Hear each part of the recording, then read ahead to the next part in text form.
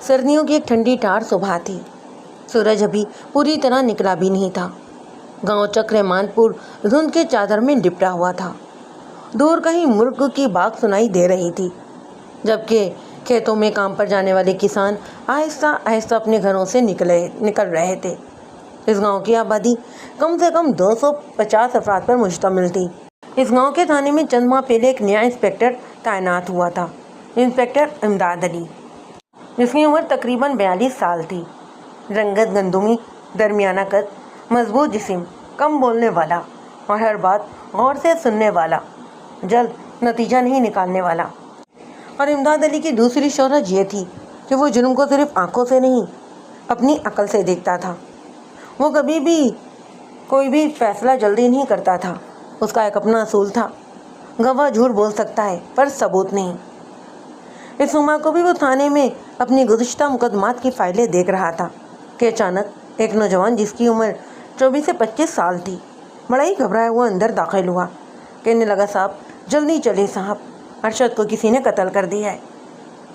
Inspector امداد علی نے اس کی بات کو سن کر فائلوں کو بند کر دیا اور صرف ایک جملہ کہا، کسی چیز کو ہاتھ تو نہیں لگایا؟ نہیں صاحب۔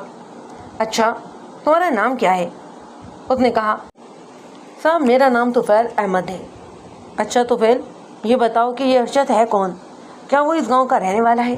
جی صاحب، ارشد اسی گاؤں کا رہنے والا ہے اور اس کا گھر گاؤں کے بیچوں بیچ ہے، جہاں وہ اپنی بیوی زینب کے ساتھ رہتا ہے، پر وہ صاحب اب اپنے ہی گھر میں مرا پڑا ہے۔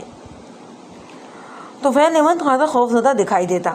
بہرحال انسپکٹر امداد علی نے بنا وقت ضائع کیے اپنے ساتھ کانسٹیبل شوکت علی اور ایس آئی خادم حسین کو ساتھ دیا اور جائے وقوع کا رخ کیا۔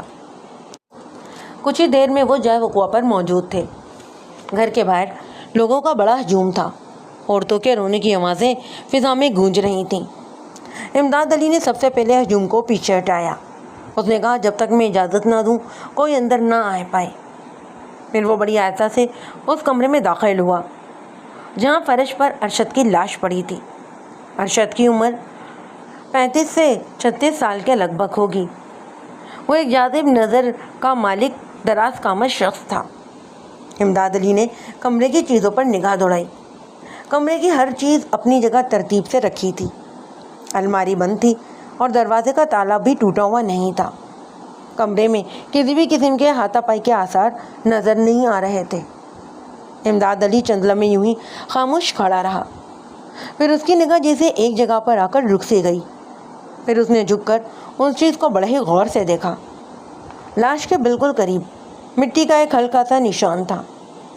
پھر وہ فوراً سیدھا ہو گیا، مگر اس نے یہ بات کسی کو نہ بتائی۔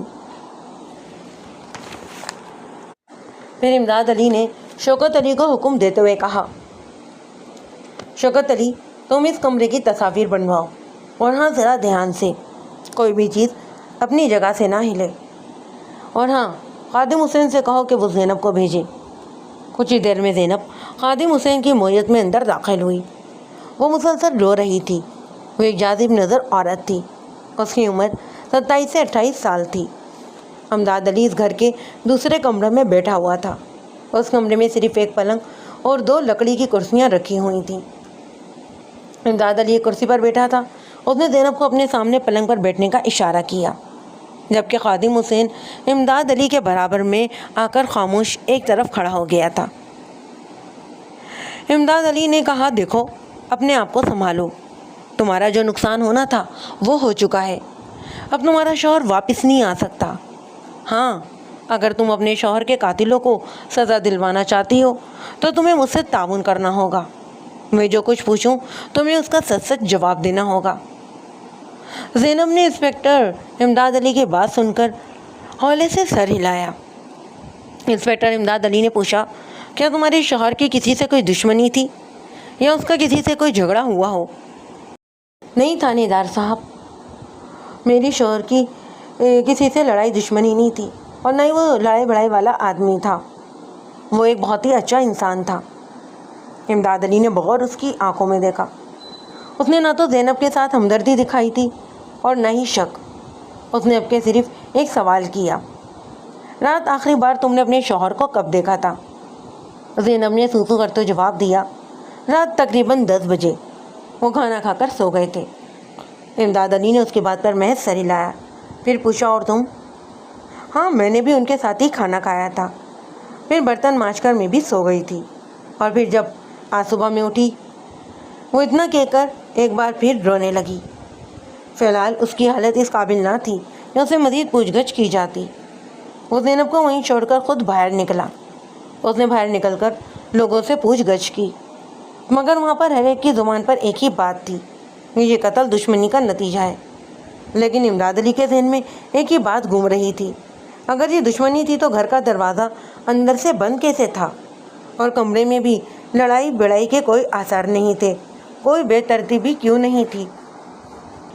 صبح کے 10 بجے تھے۔ گاؤں چکرے مانپور کی گلیوں میں ابھی تک کل رات کے قتل کی چامگوئیاں جاری تھیں۔ ہر چوپال، ہر دکان اور ہر گھر میں صرف ایک ہی بات ہو رہی تھی، ارشد کو کس نے مارا؟ ارشد کی میت گھر کے صحن میں رکھی تھی۔ عورتوں کے رونے کی آوازیں ابھی تک فضا میں گونج رہی تھیں، مرد سر جھکائے کھڑے تھے۔ امداد علی زینب کو وہیں چھوڑ کر خادم حسین کو باہر لیے نکلا۔ شوکت علی بھی اپنا کام ختم کروا چکا تھا، وہ بھی ان کے ساتھ ہو لیا۔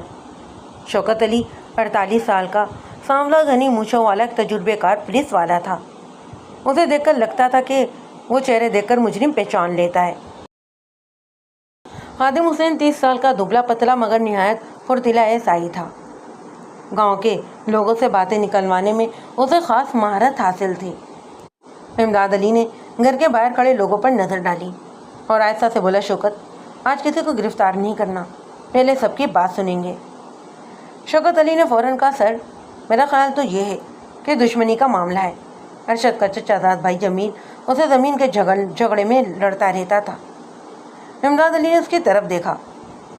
شوکت علی چونکہ اسی گاؤں کا رہنے والا تھا، اسی لیے وہ اپنی پوری جانچ پڑتال رکھتا تھا۔ امداد علی نے اس کی طرف دیکھا، کہنے لگا، خیال اور ثبوت میں فرق ہوتا ہے شوکت۔ وہ صحن میں داخل ہوا۔ سب سے پہلے اس نے ارشد کے والد کو بلوایا تھا۔ میرے کف تھوڑی دیر بعد انسپکٹر امداد علی کے سامنے ایک بوڑھا شخص کھڑا تھا۔ بوڑھے حاجی رحمت علی عمر میں تقریباً 65 سال کے تھے۔ ان کی سفید داڑھی، سامنی رنگت اور کپ کپاتے ہوئے ہاتھ۔ امداد علی نے ان کی حالت کو بڑی تعصب کی نگاہ سے دیکھا۔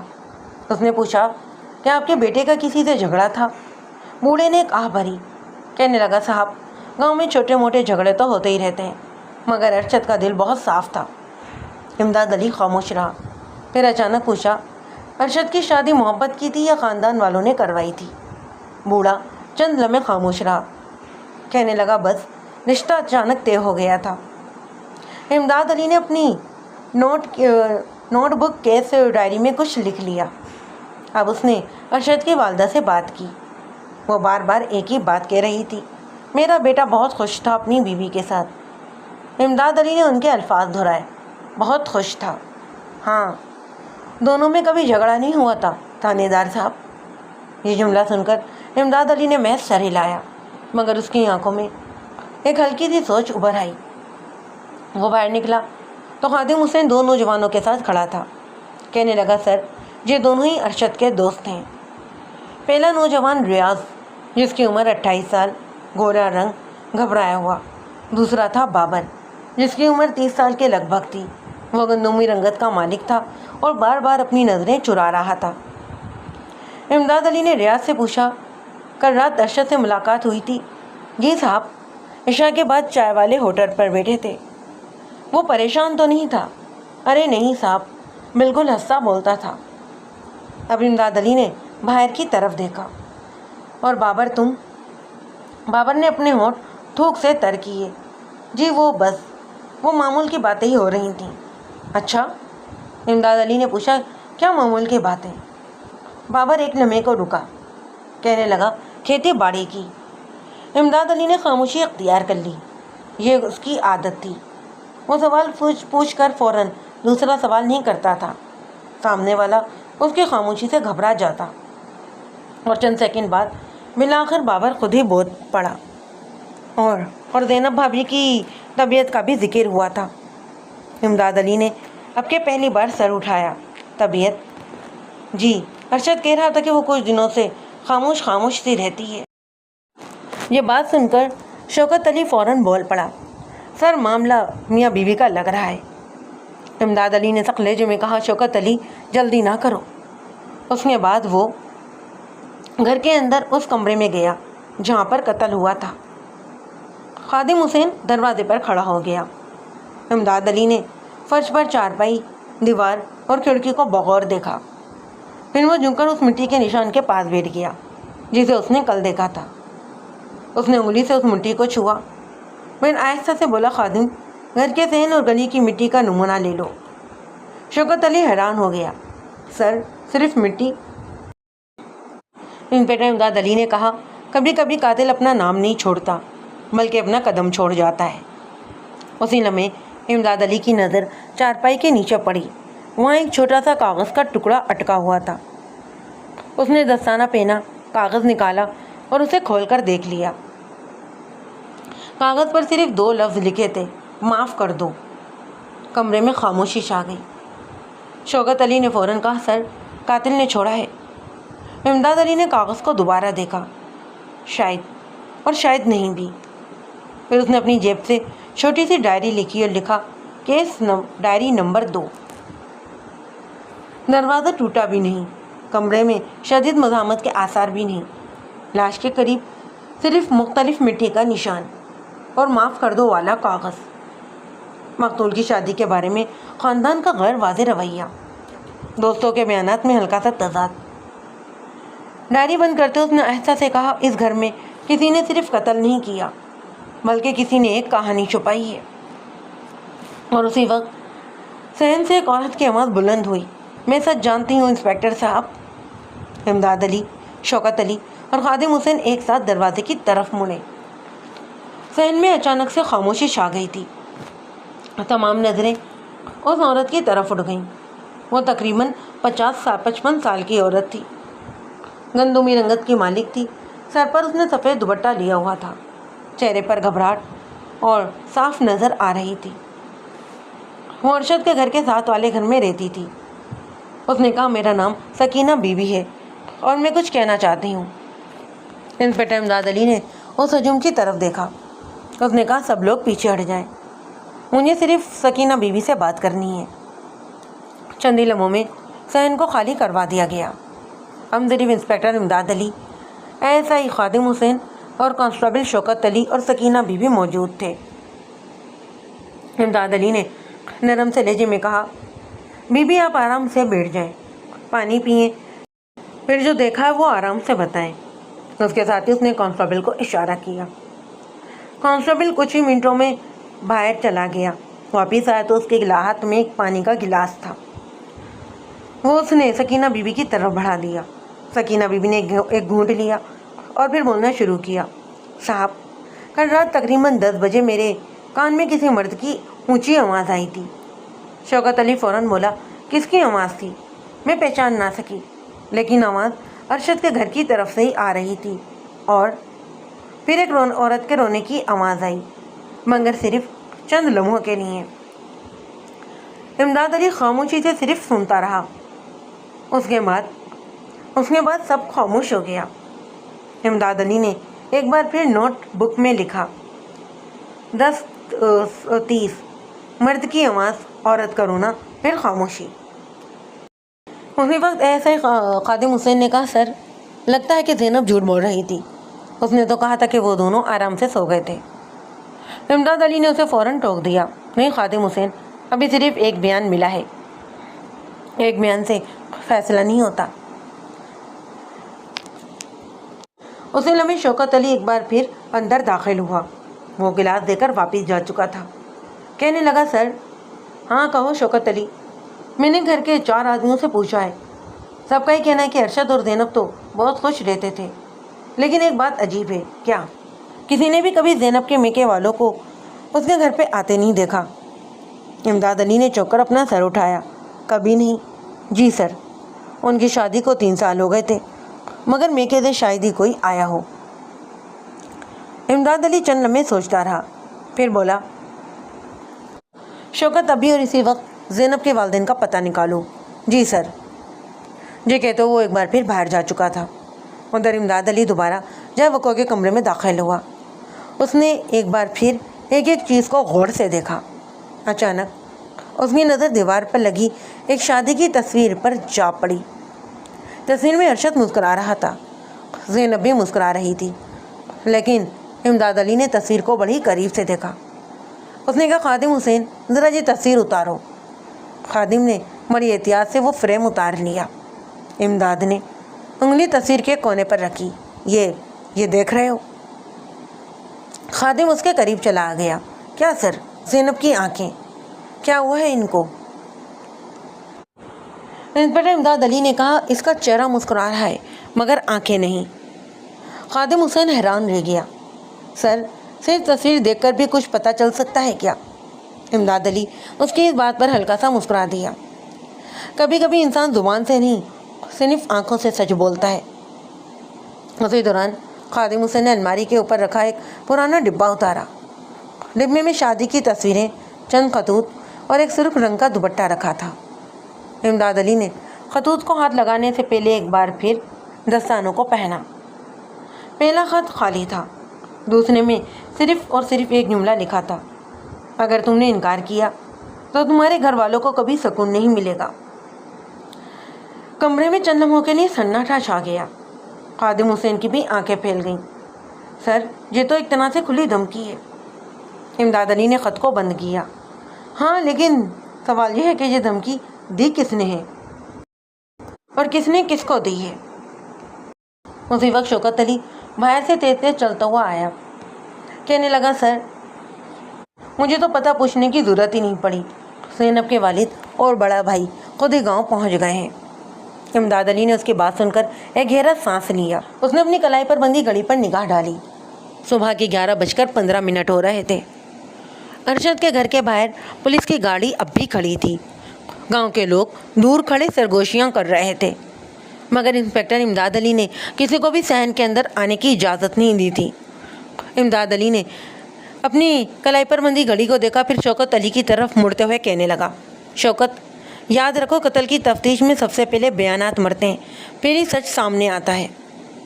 شوکت علی نے محض ہاں میں گردن ہلائی، پھر کہنے لگا سر زینب کے والد اور بڑے بھائی پہنچ گئے ہیں، کہیں تو انہیں ادھر ہی لے آؤں۔ امداد علی نے کہا نہیں، انہیں ایک ساتھ نہیں الگ الگ بٹھاؤ۔ شوکت نے حیرت سے پوچھا سر دونوں ایک ہی تو بات کریں گے؟ امداد علی نے پرسکون لہجے میں جواب دیا، اگر دونوں ایک ہی بات کریں گے تو بھی فائدہ، اور اگر مختلف بات کریں گے تو اس سے بھی زیادہ فائدہ۔ برآمدے میں لکڑی کی کرسی رکھ دی گئی۔ اس پر ایک تقریباً 60 سالہ شخص آ کر بیٹھا۔ اس کا نام غلام رسول تھا۔ اس کا قد درمیانہ تھا، رنگت گندمی اور سفید داڑھی، سر پر سفیدی پکڑی، آنکھوں کے نیچے گہرے حلقے اور چہرے پر مسلسل تھکن کے آثار۔ وہ زینب کا والد تھا۔ امداد علی نے اپنی نوٹ بک کو ایک دفعہ پھر کھولا۔ اس نے کہا آپ کا پورا نام؟ غلام رسول ولد اللہ دتا، عمر 60 سال، پیشہ کاشتکار۔ آپ کی بیٹی کی شادی کو کتنے سال ہوئے ہیں؟ اس نے کہا 3 سال۔ اچھا یہ رشتہ طے کس نے کروایا تھا؟ غلام رسول نے ایک لمحہ توقف کیا، کہنے لگا گاؤں کے نمبردار نے۔ امداد علی نے فوری طور پر نوٹ کیا۔ اچھا رشتہ دیکھنے آپ خود گئے تھے یا پھر ارشد کے گھر والے آئے تھے؟ وہ لوگ آئے تھے۔ امداد علی نے اس کے چہرے پر نظریں جما دیں۔ آپ جواب دینے سے پہلے ہر سوال پر رک کیوں رہے ہیں؟ غلام رسول نے اپنی نظریں جھکانی۔ صاحب داماد کا قتل ہوا ہے، دماغ کام ہی نہیں کر رہا۔ امداد علی نے نہ ہاں کی اور نہ ہی نہ، اس نے صرف رجسٹر بند کر دیا۔ اب اس کے سامنے زینب کا بڑا بھائی بیٹا ہوا تھا۔ اس کا نام ساجد تھا۔ اس کی عمر تقریباً 32 سال تھی، قد 6 فٹ کے قریب، مضبوط جسم، سامنی رنگت، ماتھے پر پرانا زخم کا نشان تھا۔ اس کی گھٹنیاں شدت سے بند تھیں، جو اس بات کی عکاسی کرتی تھیں کہ وہ شدید غصے میں ہے۔ بہرحال امداد علی نے پوچھا تمہارا نام؟ ساجد غلام رسول۔ اچھا کیا کرتے ہو؟ کھیتی باڑی کرتا ہوں صاحب۔ کیا تم بہن کی شادی پر خوش تھے؟ ساجد نے اس سوال کا فوراً جواب نہیں دیا، پھر کہنے لگا والد نے جو فیصلہ کیا बस हमें मानना पड़ा। ये उसका बड़ा ही गोलमोल जवाब था, पर इमदाद अली ने इस सवाल को कुरेदा नहीं, बल्कि उसने फ़ौरन दूसरा सवाल दाग दिया। अच्छा, तो क्या तुम ये शादी नहीं चाहते थे? साजिद अली ये सवाल सुनकर खामोश सा हो गया। खादिम हुसैन ने भी महसूस किया कि उसके माथे पर पसीना सा आ गया है। बहरहाल चंद लम्हों बाद साजिद कहने लगा, हर भाई चाहता है कि उसकी बहन खुश रहे। इमदाद अली ने दोबारा सवाल किया, मैंने ये नहीं पूछा था, मैंने ये पूछा था कि तुम ये शादी चाहते थे या नहीं। साजिद ने पहली बार इंस्पेक्टर की आंखों में देखा, कहने लगा नहीं। बरामदे में एकदम खामोशी छा गई। शौकत अली जो इसके सारे बयान को नोट कर रहा था, उसने भी अपना कलम रोक लिया। इमदाद अली ने भी अपनी डायरी खोली। उसने अपनी डायरी में लिखा कि गुलाम रसूल ने कहा है यह रिश्ता खुशी से तय हुआ, जबकि साजिद का कहना यह है कि मैं उस शादी के ख़िलाफ़ था। इमदाद अली ने दिली दिल में कहा, पहला तेजाब मिल गया है। फिर उसने गांव के नंबरदार को बुलवाया। उसी दौरान एक शख्स सहन में दाखिल हुआ जिसकी उम्र 65 साल थी। उसका कद लंबा था, रंगत सांवली थी। उसने सफ़ेद शलवार कमीज़ पर काली बास्केट पहनी हुई थी और उसके हाथों में लकड़ी की एक छड़ी थी। ये था नंबरदार अल्लाह बख्श। वो आते के साथ ही बोला, इंस्पेक्टर साहब, अगर इजाज़त हो तो मैं भी कुछ कहना चाहता हूँ। इमदाद अली ने कुर्सी की तरफ इशारा किया, बैठे, इसी लिए तो आपको बुलवाया है, लेकिन कुछ भी कहने से पहले ये याद रखिएगा कि यहाँ पर आपका हर लफ्ज़ रिकॉर्ड होगा। नंबरदार ने एक गहरा सांस लिया, कहने लगा, मैं जो भी कहूँगा सच ही कहूँगा। इमदाद अली ने पूछा, क्या ये बात सच है कि आपने ये रिश्ता करवाया था? हाँ, मैंने ही ये रिश्ता करवाया था, मगर एक बात आज तक मेरी समझ में नहीं आई। इमदाद अली ने आगे को झुककर पूछा, कौन सी बात?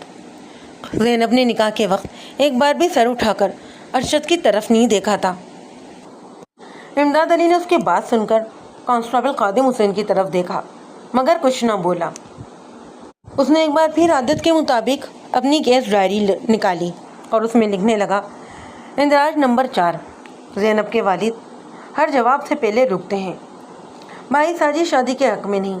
नंबरदार के मुताबिक निकाह के वक्त दुल्हन गैर मामूली हद तक खामोश थी। शादी बज़ाहिर रज़ामंदी से हुई, मगर ख़ानदान के बयानात एक दूसरे से नहीं मिलते। इमदाद अली ने ये लिखकर अपना कलम बंद किया और आहिस्ता से कहा, कातिल तक पहुंचने से पहले मुझे इस शादी की हकीकत तक पहुंचना होगा।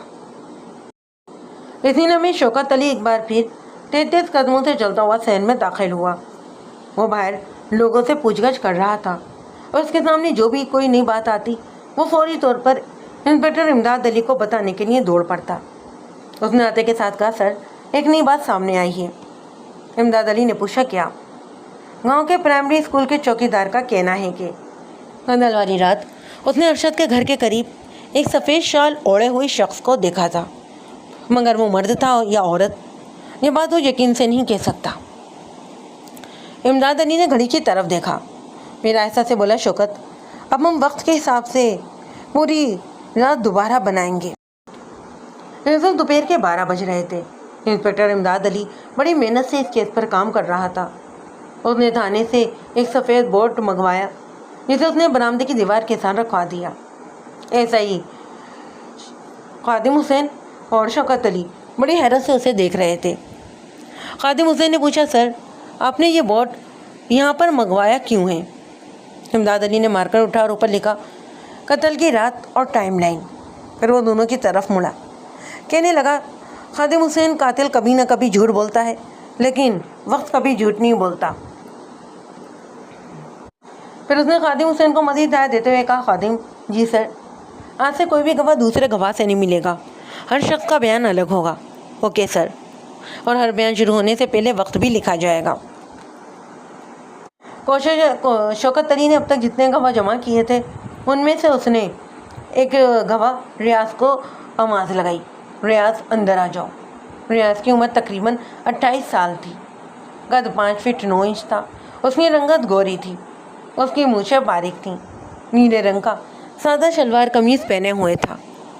वो कुर्सी पर बैठते ही बार बार अपनी उंगलियां मरोड़ने लगा। इमदाद अली ने उसकी यह हरकत फौरी तौर पर नोट कर ली। उसने कहा, घबराओ मत, अगर सच बोलोगे तो डरने की ज़रूरत नहीं। ریاض نے ہاں میں گردن ہلا دی۔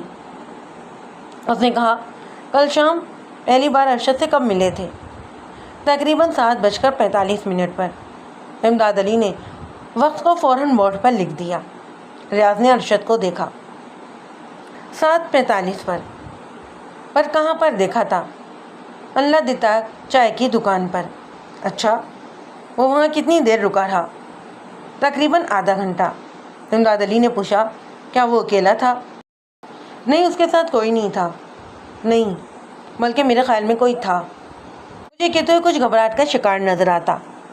بہرحال امداد علی نے اپنی عادت کے مطابق اس سوال کو وہیں چھوڑا اور ایک نیا سوال کر ڈالا۔ وہ باتیں کیا کر رہے تھے؟ کھاد اور گندم کی قیمتوں کی۔ امداد علی یہ سن کر خاموش ہو گیا۔ اس نے ریاض کی آنکھوں میں غور دیکھا۔ 5 سیکنڈ، 10 سیکنڈ، 15 سیکنڈ۔ ریاض نے ایک عجیب سی بے چینی محسوس کی۔ اس نے پانی مانگا۔ امداد علی نے اسے پانی دینے کا اشارہ کر دیا۔ پانی پینے کے بعد ریاض خود ہی بول پڑا، اور ارشد نے ایک فون بھی کیا تھا۔ شوکت علی فوراً چونک گیا۔ اچھا، کس کو؟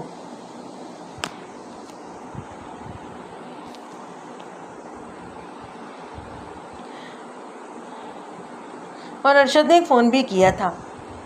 امداد علی نے پوچھا اچھا، کس کو کیا تھا؟ یہ تو مجھے نہیں معلوم۔ تم نے پوچھا نہیں؟ نہیں۔ امداد علی نے اپنا قلم میز پر رکھ دیا۔ کہنے لگا ریاض، جی سر، تم جھوٹ بولتے وقت اپنی دائیں انگلی سے انگوٹھا کیوں رگڑتے ہو؟ ریاض کے ہاتھ فوراً رک گئے۔ کمرے میں بھی وہ ایک خاموشی چھا گئی۔ ہم دوبارہ سوچ کر جواب دو۔ کیا تم واقعی نہیں جانتے کہ اس نے کس کو فون کیا تھا؟ ریاض نے اپنی نظریں جھکا لیں۔ سر جی، اس نے فون پر صرف ایک ہی جملہ کہا تھا۔ کون سا؟ میں آج ہی فیصلہ کر دوں گا۔ امداد علی نے فوراً خادم حسین کی طرف دیکھا۔ خادم حسین نے شوکت کو دیکھا اور شوکت نے یہ لفظ بلفظ نوٹ کر لیا۔ پھر دوسرے گواہ کو شوکت علی نے اندر بلوایا۔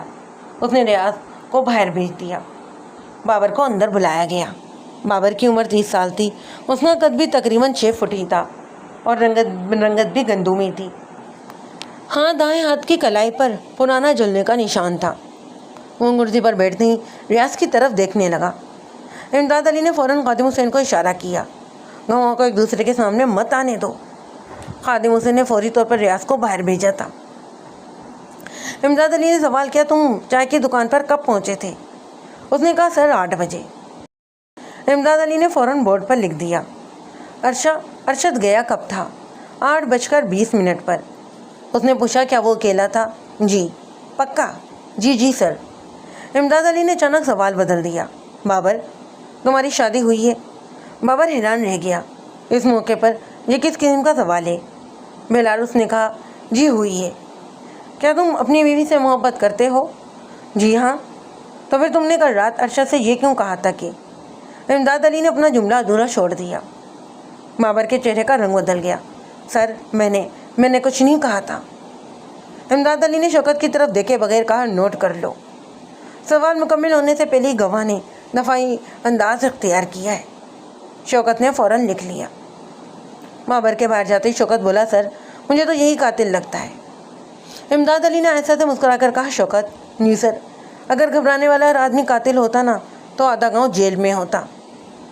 خادم حسین ہلکی سے ان کی باتوں پر ہلکا سا مسکرا دیا تھا۔ بہرحال امداد علی نے شوکت علی سے کہا شوکت، راجہ ارشد کا موبائل لے کر آؤ۔ وہ تمہیں مل تو گیا تھا نا؟ جی سر۔ ارشد کا موبائل تو مل گیا ہے، چلو یہ تو بہت ہی اچھی بات ہے، لیکن سر اس کی سم غائب ہے۔ امداد علی نے پہلی بار چونک کر خادم حسین کی طرف دیکھا، پھر آہستہ سے بولا خادم، اب خیال بدل گیا ہے۔ انسپکٹر امداد علی نے شوکت علی سے موبائل لے کر دونوں ہاتھوں سے اٹھایا۔ اس نے ابھی بھی دستانے پہنے ہوئے تھے۔ اس نے کہا شوکت، کسی نے اس موبائل کو ہاتھ تو نہیں لگایا تھا؟ شوکت کہنے لگا نہیں سر، جسے کمرے سے ملا تھا ویسے ہی سبوت والے لفافے میں بند کر دیا تھا۔ اچھی بات ہے، امداد علی نے سر ہلایا۔ اس نے موبائل کا پچھلا کور کھولا۔ بیٹری اپنی جگہ تھی لیکن سم کارڈ کی جگہ خالی تھی۔ خادم حسین نے حیرانی سے کہا سر، اگر قاتل اتنا ہوشیار تھا کہ سم نکال کر لے گیا تو موبائل بھی ساتھ لے جاتا۔ امداد علی نے موبائل بند کرتے ہوئے جواب دیا, نہیں خادم حسین, بعض اوقات قاتل جلدی میں غلطی کر بیٹھتا ہے, یا پھر بعض اوقات وہ جان بوجھ کر ایک چیز چھوڑ جاتا ہے تاکہ پولیس دوسری طرف چلی جائے. پھر اس نے شوکت علی کی طرف دیکھا, یہ موبائل فوری طور پر فارنسک لیبارٹری بھیجو, اس میں موجود فنگر پرنٹس اور باقی ڈیٹا محفوظ کیا جائے. جی سر. اور ہاں, اب اگر زینب کی حالت سنبھل گئی ہو تو اسے بھی بھیج دینا. شوکت علی اوکے سر کہتا ہوا نکلتا چلا گیا. زینب کو ایک الگ کمرے میں بٹھایا گیا. امداد علی نے اس کے سامنے بیٹھتے ہوئے آہستگی سے کہا, بی بی زینب, آج میں وہی سوال دوبارہ پوچھوں گا جو میں نے کل پوچھا تھا. زینب نے اس کی بات سن کر آہستگی سے اپنا سر ہلا دیا. کل رات آپ دونوں نے کھانا کس وقت کھایا تھا؟ تقریباً 9 بجے. امداد علی نے فوراً اپنی ڈائری کو کھولا. کل آپ نے 10 بجے کا کہا تھا. زینب کے چہرے کا رنگ بدل گیا. شاید مجھ سے غلطی ہو گئی تھی. امداد علی نے خادم حسین کی طرف دیکھے بغیر کہا, نوٹ کر لو. پہلے وقت تبدیل ہوا. کمرے میں خاموشی چھا گئی تھی. امداد علی نے اب کے اچانک موضوع بدلتے ہوئے کہا, آپ کو چائے پسند ہے یا دودھ؟ زینب حیران رہ گئی. اس نے کہا, جی چائے. اور ارشد کیا پیتا تھا؟ وہ بھی چائے پیتے تھے. کیا کل رات بھی چائے پی تھی تم دونوں نے؟ زینب نے فوراً کہا, جی. کس کپ میں؟ زینب خاموش ہو گئی. اس نے نظریں جھکا لیں. کہنے لگی, یاد نہیں. امداد علی نے کچھ نہیں کہا. اس نے صرف میز پر رکھی اپنی ڈائری بند کر دی تھی. زینب کے جانے کے بعد خادم حسین نے پوچھا, سر آپ نے چائے کا سوال کیوں کیا تھا؟ امداد علی نے کھڑکی کے پاس جا کر کہا, کیونکہ چائے وقوع سے صرف ایک ہی کپ ملا تھا. خادم حسین کی آنکھیں پھیل گئیں. اگر سر دونوں نے چائے پی تھی تو دوسرا کپ کہاں گیا؟ کچھ دیر ان کے درمیان خاموشی رہی. یہی تو پتہ لگانا ہے خادم حسین. بہرحال ہمیں ایک بار پھر جائے وقوع کا اچھی طرح سے جائزہ لینا چاہیے. یہ کہتے ہوئے امداد علی نے خادم حسین کی معیت میں اس کمرے کی طرف قدم بڑھا دیا جسے اس نے کل سیل کر ڈالا تھا. وہ اس کمرے میں پہنچے اور جا کر ایک بار پھر بڑی باریک بینی سے ہر چیز کو بغور دیکھنے لگے. امداد علی ایک بار پھر بغور ایک ایک چیز کو دیکھ رہا تھا. کل کی طرح آج بھی کمرے کا نقشہ ویسا ہی تھا. کوئی بھی چیز ادھر سے ادھر نہیں تھی. اچانک اس کے کانوں میں خادم حسین کی آواز سنائی دی, سر. اس نے اس کی طرف دیکھا. اس کے ہاتھوں میں ایک شفاف ثبوتی لفافہ تھا. کہنے لگا, سر کمرے کی الماری کے پیچھے سے ملا ہے یہ. امداد علی نے لفافے کو غور سے دیکھا. اس کے اندر ایک ٹوٹا ہوا سفید چینی مٹی کا کپ تھا. کپ کے کنارے پر ہلکا سا بھورا نشان موجود تھا. اس نے کہا, سر لگتا ہے یہ شاید وہی دوسرا کپ ہے. امداد علی نے اس بات کا فوراً جواب نہیں دیا. وہ کپ کو گھورتا رہا, پھر آہستگی سے بولا, شاید. یا شاید کوئی چاہتا تھا کہ ہمیں یہی ہاتھ لگے. پھر وہ آہستگی سے مزید اپنی بات کو آگے بڑھاتے ہوئے کہنے لگا, قاتل نے صرف ایک جان نہیں لی ہے بلکہ اس نے ثبوت بھی چھپانے کی کوشش کی ہے. اسی لمحے تھانے کے وائرلیس سیٹ سے آواز آئی, انسپکٹر صاحب, ضلع ہیڈ کوارٹر سے اطلاع آئی ہے کہ مقتول ارشد کے موبائل نمبر کا ابتدائی کال ریکارڈ موصول ہو گیا ہے. امداد علی نے خادم حسین کی طرف دیکھتے ہوئے کہا, خادم حسین, اب ہمیں معلوم ہو جائے گا کہ قتل سے چند گھنٹے پہلے آخر ارشد بات کس سے کر رہا تھا. اس وقت تھانے کے تفتیشی کمرے میں دوپہر کے 1:30 بج رہے تھے. دیوار پر لگا سفید بورڈ اب مختلف اوقات ناموں اور تبدیلیوں سے بھرا ہوا تھا. انسپکٹر امداد علی نے چند لمحے خاموشی سے اسے دیکھا, پھر مار کر اٹھا کر لکھ دیا, ہر بیان کی تصدیق ہوگی. کوئی بھی بات صرف اس لیے سچ نہیں ہوگی کہ یہ کسی نے کہہ دی ہے. خادم حسین نے مسکرا کر کہا, سر آپ ہر بار یہی کہتے ہیں. امداد علی نے سنجیدگی سے جواب دیا, اور یہی ایک بات بے گناہ کو بچاتی بھی ہے اور ہمیں اصل قاتل تک پہنچاتی ہے. بہرحال ASI خادم حسین نے ایک سرکاری لفافہ میز پر رکھ دیا. سر موبائل کمپنی کی ابتدائی رپورٹ آ گئی ہے. امداد علی نے لفافہ کھولا. رپورٹ کے مطابق قتل سے پہلے ارشد نے شام کے وقت کئی کالیں کی تھیں, زیادہ تر گاؤں کے لوگوں کو, مگر ایک نمبر ایسا تھا جس پر اس نے رات 8:17 پر بات کی تھی, اور یہ بات 47 سیکنڈ جاری رہی تھی. اس نمبر کا مالک رپورٹ میں درج نہیں تھا کیونکہ وہ ایک پری پیڈ نمبر تھا. امداد علی نے وقت بورڈ پر لکھ دیا، نامعلوم نمبر 47 سیکنڈ، ٹائم 18:17 PM۔ پھر اس نے ریاض کا بیان کھولا۔ ریاض نے کہا تھا چائے کی دکان پر ارشد نے فون کیا اور کہا میں آج ہی فیصلہ کروں گا۔ امداد علی نے آہستگی سے کہا وقت مل گیا، اب صرف یہ جاننا ہے کہ دوسری طرف تھا کون۔ شوکت علی نے کہا سر میں آپ سے ایک بات کہوں، ناراض تو نہیں ہوں گے؟ امداد علی نے کہا یہ میمو کا کیسی بات کر رہے ہو شوکت علی؟ اس نے کہا سر مجھ سے غلطی ہو گئی ہے، جب میں لوگوں سے پوچھ گچھ کر رہا تھا تو میں انہیں ایک امام مسجد کا بھی بیان لیا تھا۔ امام مسجد نے کہا تھا کہ اس نے ارشد کو دیکھا تھا، تو تم نے یہ بات مجھے اس وقت کیوں نہیں بتائی؟ سر میں بھول گیا تھا۔ ٹھیک ہے، تم اس امام مسجد کو تھانے بلواؤ۔ Okay sir. تھوڑی دیر بعد امداد صاحب کے سامنے امام صاحب موجود تھے۔ ان کی عمر تقریباً 55 سال تھی۔ ان کا نام قاری عبدالحکیم تھا۔ ان کا قد درمیانہ تھا، رنگت سانولی اور سفید داڑھی، سفیدی لباس اور سر پر سفید ٹوپی۔ امداد علی ان کے آگے احترام سے کھڑا ہوا۔ اس نے کہا تشریف رکھیے قاری صاحب۔ بہرحال چند رسمی باتوں کے بعد اس نے اصل سوال کیا، قتل والی رات آپ تھے کہاں؟ قاری صاحب نے جواب دیا، عشاء کی نماز کے بعد میں تقریباً 9:15 پر مسجد بند کر کے اپنے گھر جا رہا تھا۔ اچھا، کیا راستے میں آپ نے کچھ دیکھا تھا؟ ہاں۔ کیا دیکھا تھا؟ میں نے دیکھا تھا ارشد بڑی تیزی سے اپنے گھر کی طرف جا رہا تھا۔ اچھا، کیا وہ اکیلا تھا؟ قاری صاحب نے چند لمحے سوچا، کہنے لگے جہاں تک مجھے یاد ہے تو ہاں وہ اکیلا ہی تھا۔ امداد علی نے پوچھا اس کے چہرے کے تاثرات کیسے تھے؟ پریشان سا تھا، جیسے کسی گہری سوچ میں گم ہو۔ خادم حسین نے بھی پوچھا کیا اس نے آپ سے کوئی بات کی تھی؟ میں نے سلام کیا تھا مگر اس نے صرف سر ہلایا اور آگے بڑھ گیا۔ امداد علی نے فوری طور پر وقت کو نوٹ کیا۔ امام مسجد نے ارشد کو زندہ دیکھا، 9:15 PM۔ اسی دوران شوکت علی نے آہستگی سے آ کر کہا سر باہر ایک بچہ آیا ہے۔ بچہ؟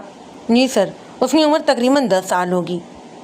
کہتا ہے کہ اس نے قتل والی رات کچھ دیکھا تھا مگر وہ صرف آپ سے ہی بات کرنا چاہتا ہے۔ امداد علی نے فوراً کہا اسے اندر لاؤ، مگر کسی کو اس کو ڈرانا نہیں۔ کچھ ہی لمحوں بعد ایک دبلا پتلا لڑکا اندر آ گیا، مگر اس سے بات کرنے سے پہلے امداد علی نے قاری عبدالحکیم کو فارغ کر دیا تھا۔ اس نے بچے کو پیار سے اپنے پاس بلایا، اس نے سر پر ہاتھ پھیرا، کہنے لگا بیٹا تمہارا نام کیا ہے؟ کہنے لگا نعمان۔ نعمان کی رنگت بھی سانولی سی تھی، اس کے ہاتھ میں ایک پرانی غلیل تھی اور چہرے پر خوف و صاف دکھائی دے رہا تھا۔ امداد علی نے اپنی کرسی سے اٹھ کر اس کو اپنے بازو کے حلقے میں لیا اور سامنے والی کرسیوں پر بیٹھتے ہوئے کہا بیٹا یہاں تمہیں کوئی نہیں ڈانٹے گا، تم نے جو دیکھا ہے بس مجھے وہی بتاؤ۔ نعمان نے آہستگی سے کہا انکل میں رات کو اپنی بکری ڈھونے نکلا تھا، پھر میں نے ارشد والے گھر کے پاس ایک آدمی کو دیکھا۔ بیٹا کیا تم اسے پہچانتے ہو؟ نعمان نے نفی میں گردن ہلائی، اندھیرا تھا نا اس لیے میں اسے پہچان نہیں سکا۔ اچھا پھر تم نے کیا دیکھا تھا؟ وہ آدمی بار بار پیچھے مڑ کر دیکھ رہا تھا جیسے اسے ڈر ہو کہ کوئی اسے دیکھ نہ لے۔ امداد علی نے نرمی سے پوچھا کیا اس کے ہاتھ میں کچھ تھا؟ نعمان نے آنکھیں بند کر کے یاد کرنے کی کوشش کی۔ جی کیا؟ ایسا لگا جیسے اس کے ہاتھ میں سفید رنگ کی شال یا چادر تھی۔ امداد علی کی نظریں فوراً شوکت سے ملیں۔ یہ وہی بات تھی جو اسکول کے چوکیدار نے بھی کہی تھی، 2 الگ گواہ پر ایک ہی جیسی بات۔ بہرحال انسپکٹر امداد علی نے نعمان کے سر پر ہاتھ رکھتے ہوئے کہا بیٹا آپ بہت اچھے ہو، یہ آپ نے بہت اچھا کیا کہ آپ نے جو کچھ بھی دیکھا وہ فوری طور پر پولیس کو آ کر بتا دیا، اور اب بیٹا یہ بات آپ نے میرے علاوہ اب کسی اور کو نہیں بتانا ہے۔ بچے نے میں سامنے گردن ہلائی۔ بہرحال کچھ دیر کی ادھر ادھر رسمی باتوں کے بعد اس نے بچے کو فارغ کر دیا۔ پھر خادم حسین سے آہستگی سے کہنے لگا خادم حسین جی سر، جب 2 گواہ ایک ہی جیسی بات کریں تو اس بات کو سچ نہیں مانتے۔ خادم حسین نے حیرت سے پوچھا پھر کیا مانتے ہیں سر؟ امداد علی نے گہرا سانس لیا۔ پہلے یہ دیکھتے ہیں کہ دونوں نے ایک دوسرے سے کوئی بات تو نہیں کی۔ اسی لمحے شوکت علی ایک بار پھر کمرے میں بڑی تیزی سے اندر داخل ہوا۔ کہنے لگا، سر، ہاں، ارشد کے بینک کے اکاؤنٹ کی بھی ابتدائی معلومات آ گئی ہیں، اور اندازے صرف 3 دن پہلے اس کے اکاؤنٹ میں 5 لاکھ روپے نقد نکلوائے گئے تھے۔ امداد علی یہ بات سن کر چند لمحے خاموش رہا، پھر اس نے آہستگی سے کہا، اب یہ قتل صرف قتل نہیں رہا۔ اس وقت دوپہر 3:10 ہو رہے تھے۔ انسپکٹر امداد علی تھانے کے تفتیشی کمرے میں خاموش بیٹھا ہوا تھا۔ اس کے سامنے سفید بورڈ، کیس ڈائری، ارشد کے کال ریکارڈ کی ابتدائی رپورٹ اور ایک کپ چائے کا رکھا تھا، مگر اس کی چائے اب ٹھنڈی ہو چکی تھی۔ ایسا ہی خادم حسین نے اس خاموشی کو توڑتے ہوئے کہا، سر، کیا آپ کو یہ لگتا ہے کہ 5 لاکھ روپے کا تعلق ہی قتل سے ہے؟ امداد علی نے فوری طور پر اس کی بات کا کوئی جواب نہیں دیا۔ اس نے اپنے آگے کھلی ہوئی ڈائری کو بند کیا اور بولا، خادم حسین، پولیس میں ایک اصول ہے۔ کون سا، سر؟ جب تک ثبوت نہ ہو کسی بھی 2 واقعات کو آپس میں مت جوڑو۔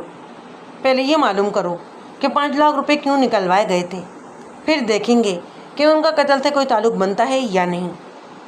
امداد علی اور شوکت علی اور کانسٹیبل خادم حسین سرکاری گاڑی میں تحصیل کے بینک پہنچ گئے۔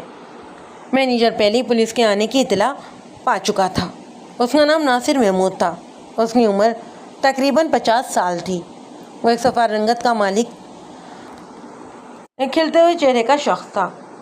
اس کے چہرے پر اینک تھی۔ اس نے طریقے سے استری کیا ہوا ہلکا نیلا لباس پہن رکھا تھا۔ انسپکٹر امداد علی نے اپنا تعارف کروایا اور کہا، ہمیں ارشد کے اکاؤنٹ کے متعلق چند معلومات چاہیے۔ مینیجر نے سرکاری اجازت نامہ دیکھا، پھر ریکارڈ کو منگوا لیا گیا۔ اس وقت امداد علی کے سامنے کمپیوٹر اسکرین پر ارشد علی کا اکاؤنٹ کھلا ہوا تھا۔ امداد علی نے پوچھا، کیا اس کے اکاؤنٹ سے 5 لاکھ روپے نکلوائے گئے تھے؟ مینیجر نے بولا، جی ہاں سر، 3 دن پہلے 5 لاکھ روپے نقد نکلوائے گئے تھے۔ امداد علی نے پوچھا، چیک سے یا اس نے خود آ کر لیے تھے؟ خود آ کر۔ شناخت کی تصدیق ہوئی تھی؟ جی ہاں، شناختی کارڈ اور دستخط دونوں ہی ملائے گئے تھے۔ کیا بینک کے کیمرے کام کر رہے تھے؟ جی سر، ہمارے تمام کیمرے فعال تھے۔ امداد علی نے فوراً کہا، اس دن کی CCTV فوٹیج کو محفوظ کروا دیں۔ ایسا ہی خادم حسین نے امداد علی کی طرف جھکتے ہوئے کہا، سر، اگر پیسے اس نے خود نکلوائے تھے تو پھر مسئلہ کیا ہے؟ امداد علی نے جواب دیا، مسئلہ یہ نہیں ہے کہ پیسے کس نے نکلوائے تھے، مسئلہ یہ ہے کہ وہ گئے کہاں۔ پھر ایک اور سوال امداد علی نے مینیجر سے پوچھا تھا، ارشد اکثر کیا بڑی رقم نکلواتا رہتا تھا؟ مینیجر نے ریکارڈ دے کر جواب دیا، نہیں سر، پچھلے 1 سال میں یہ سب سے بڑی رقم تھی۔ یہ بات سنتے امداد علی نے فوراً اپنی نوٹ بک میں اس بات کو نوٹ کیا، غیر معمولی لین دین یا پھر مالی لین دین۔ بہرحال واپسی پر تھانے پہنچتے ہی خادم حسین نے اسے اطلاع دی، سر، نمبردار اللہ دتا اللہ بخش ایک بار پھر آئیں، کہتے ہیں کہ ایک ضروری بات یاد آ گئی ہے۔ اچھا، انہیں اندر بھیج دو۔ نمبردار امداد علی کے سامنے کرسی پر بیٹھا ہوا تھا۔ اس وقت اس کے چہرے پر پہلے سے بھی زیادہ سنجیدگی تھی۔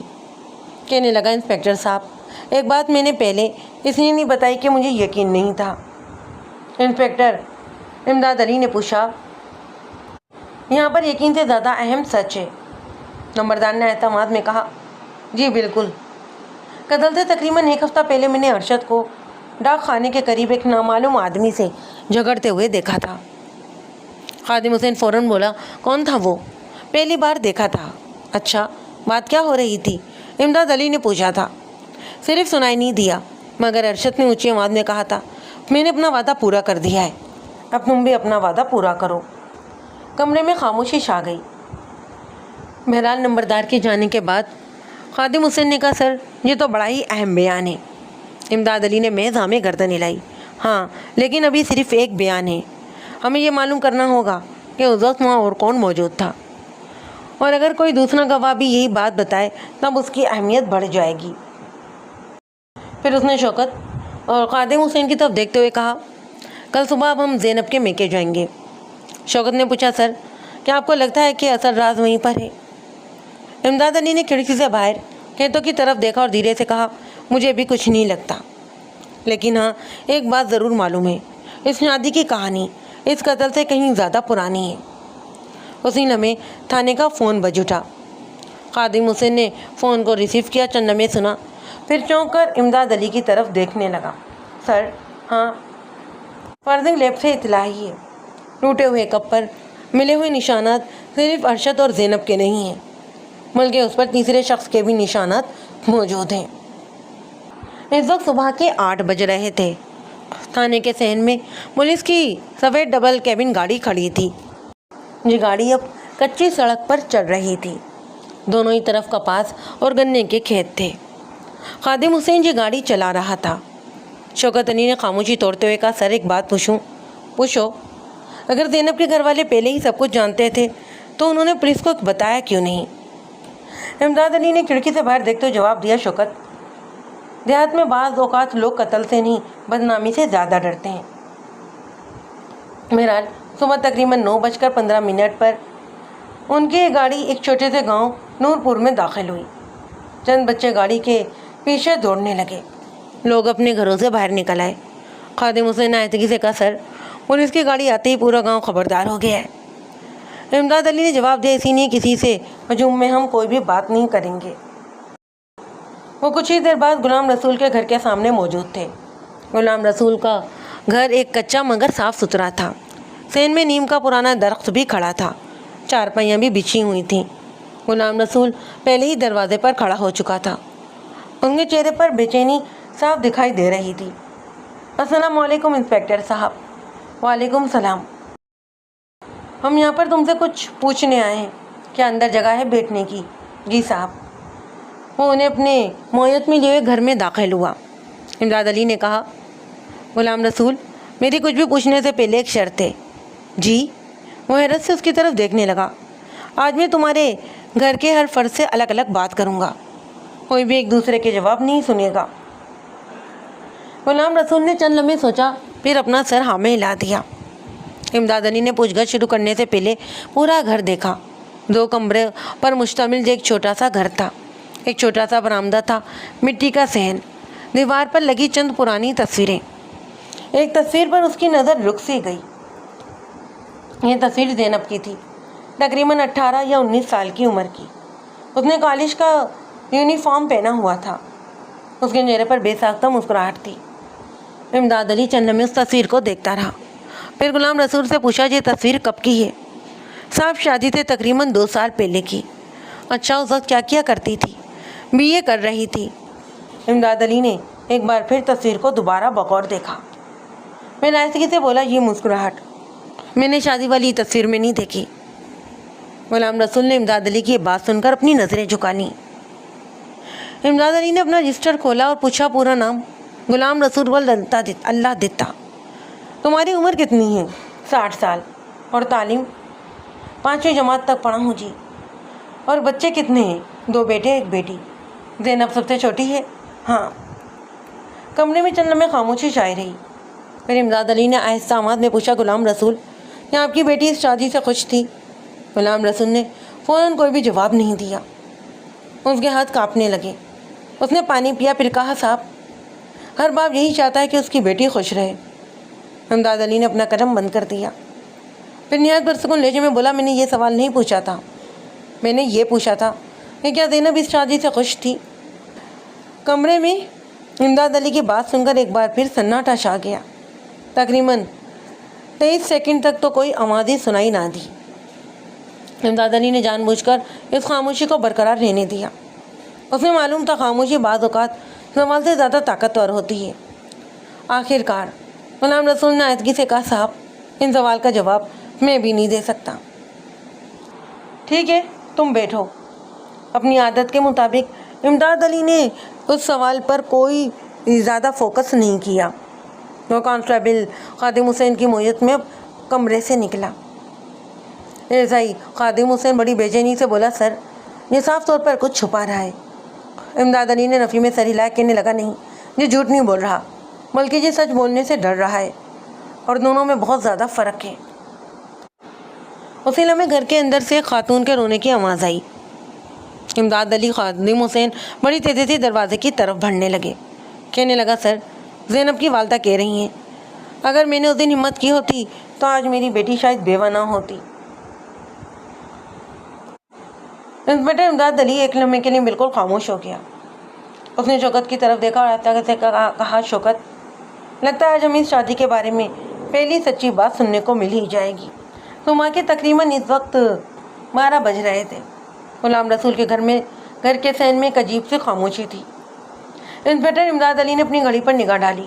پھر کانسٹیبل خادم حسین سے کہا کسی کو بھی اس کمرے کے قریب نہ آنے دینا. جی سر.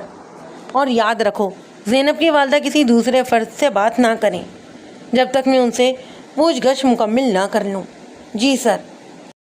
یہ کہ تو امداد علی اس کمرے کی طرف بڑھ گیا جسے اس نے اپنا تفتیشی کمرہ بنا رکھا تھا. کچھ ہی دیر بعد رقیہ بی بی آہستہ آہستہ کمرے میں داخل ہوئیں. رقیہ بی بی کی عمر تقریباً 55 سال تھی.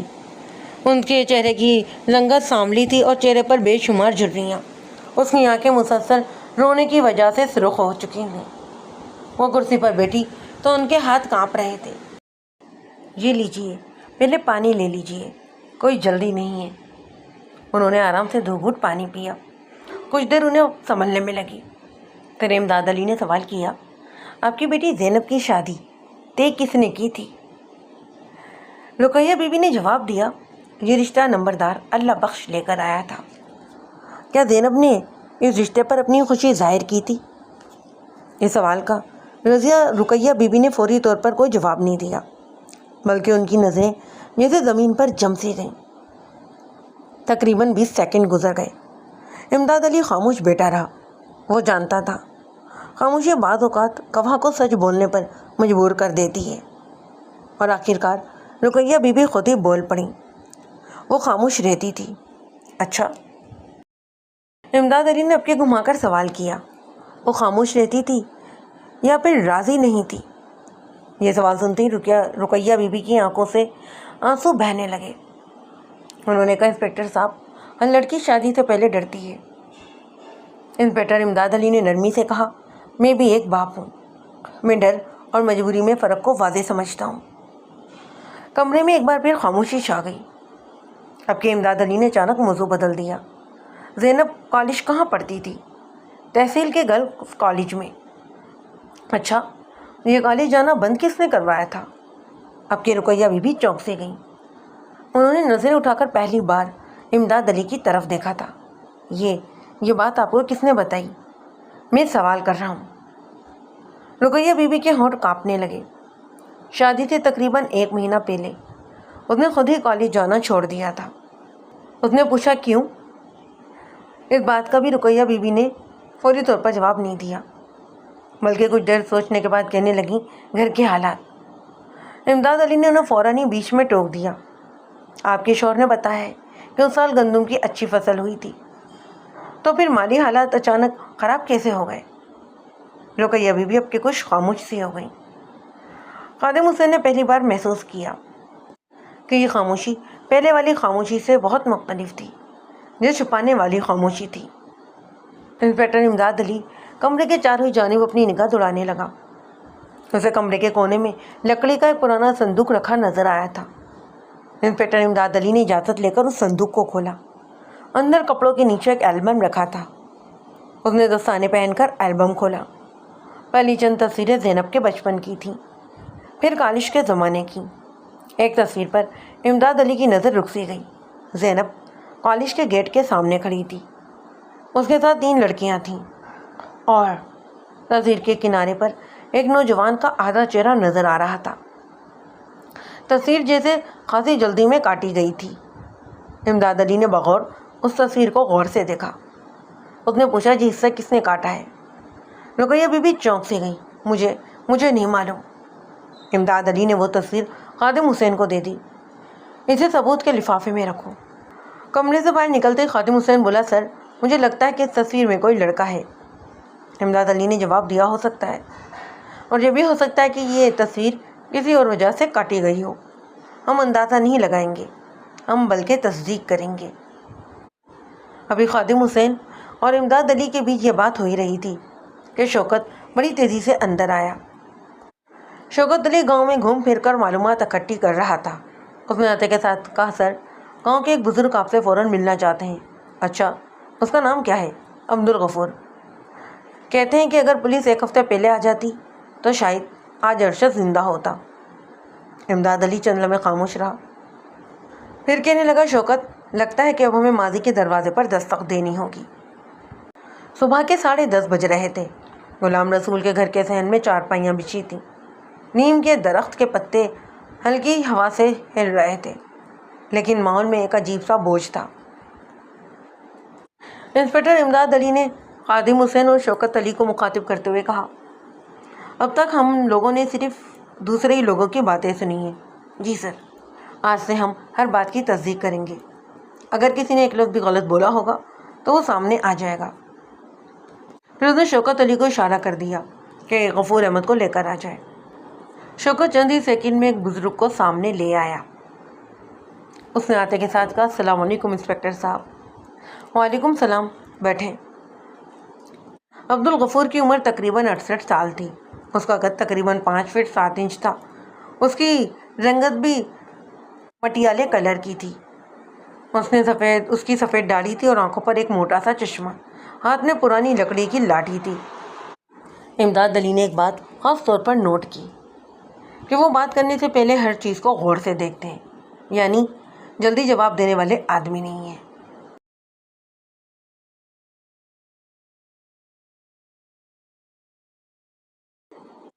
بہرحال امداد علی نے سوالات کا آغاز کیا۔ اس نے پوچھا، عبدالغفور صاحب، آپ نے کہا تھا کہ اگر پولیس ایک ہفتہ پہلے آ جاتی تو ارشد زندہ ہوتا۔ جی صاحب، وجہ؟ عبدالغفور نے گہرا سانس لیا، کہنے لگا، ایک ہفتے پہلے شام کے وقت میں ڈاکخانے کے سامنے والی دکان پر بیٹھا تھا۔ کیا آپ کو وقت یاد ہے؟ وقت یہی شاید 7:50 ہوئے ہوں گے۔ تقریباً مغرب کے بعد کا سماں تھا۔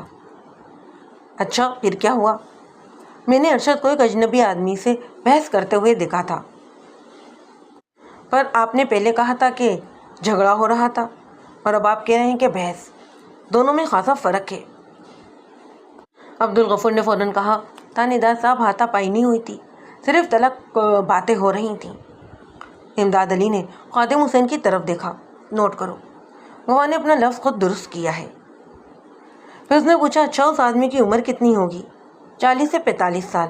قد ارشد سے تھوڑا لمبا تھا۔ رنگت اس کی گندمی تھی۔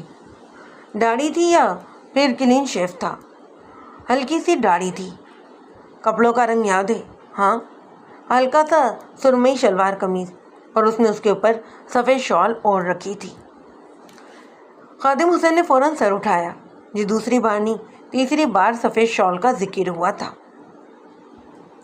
امداد علی نے پوچھا، کیا آپ نے اس آدمی کا چہرہ دیکھا تھا؟ نہیں صاحب۔ کیوں؟ وہ بار بار شال سے اپنا چہرہ چھپا رہا تھا۔ اچھا، کیا آپ نے ان کی باتیں سنی تھیں؟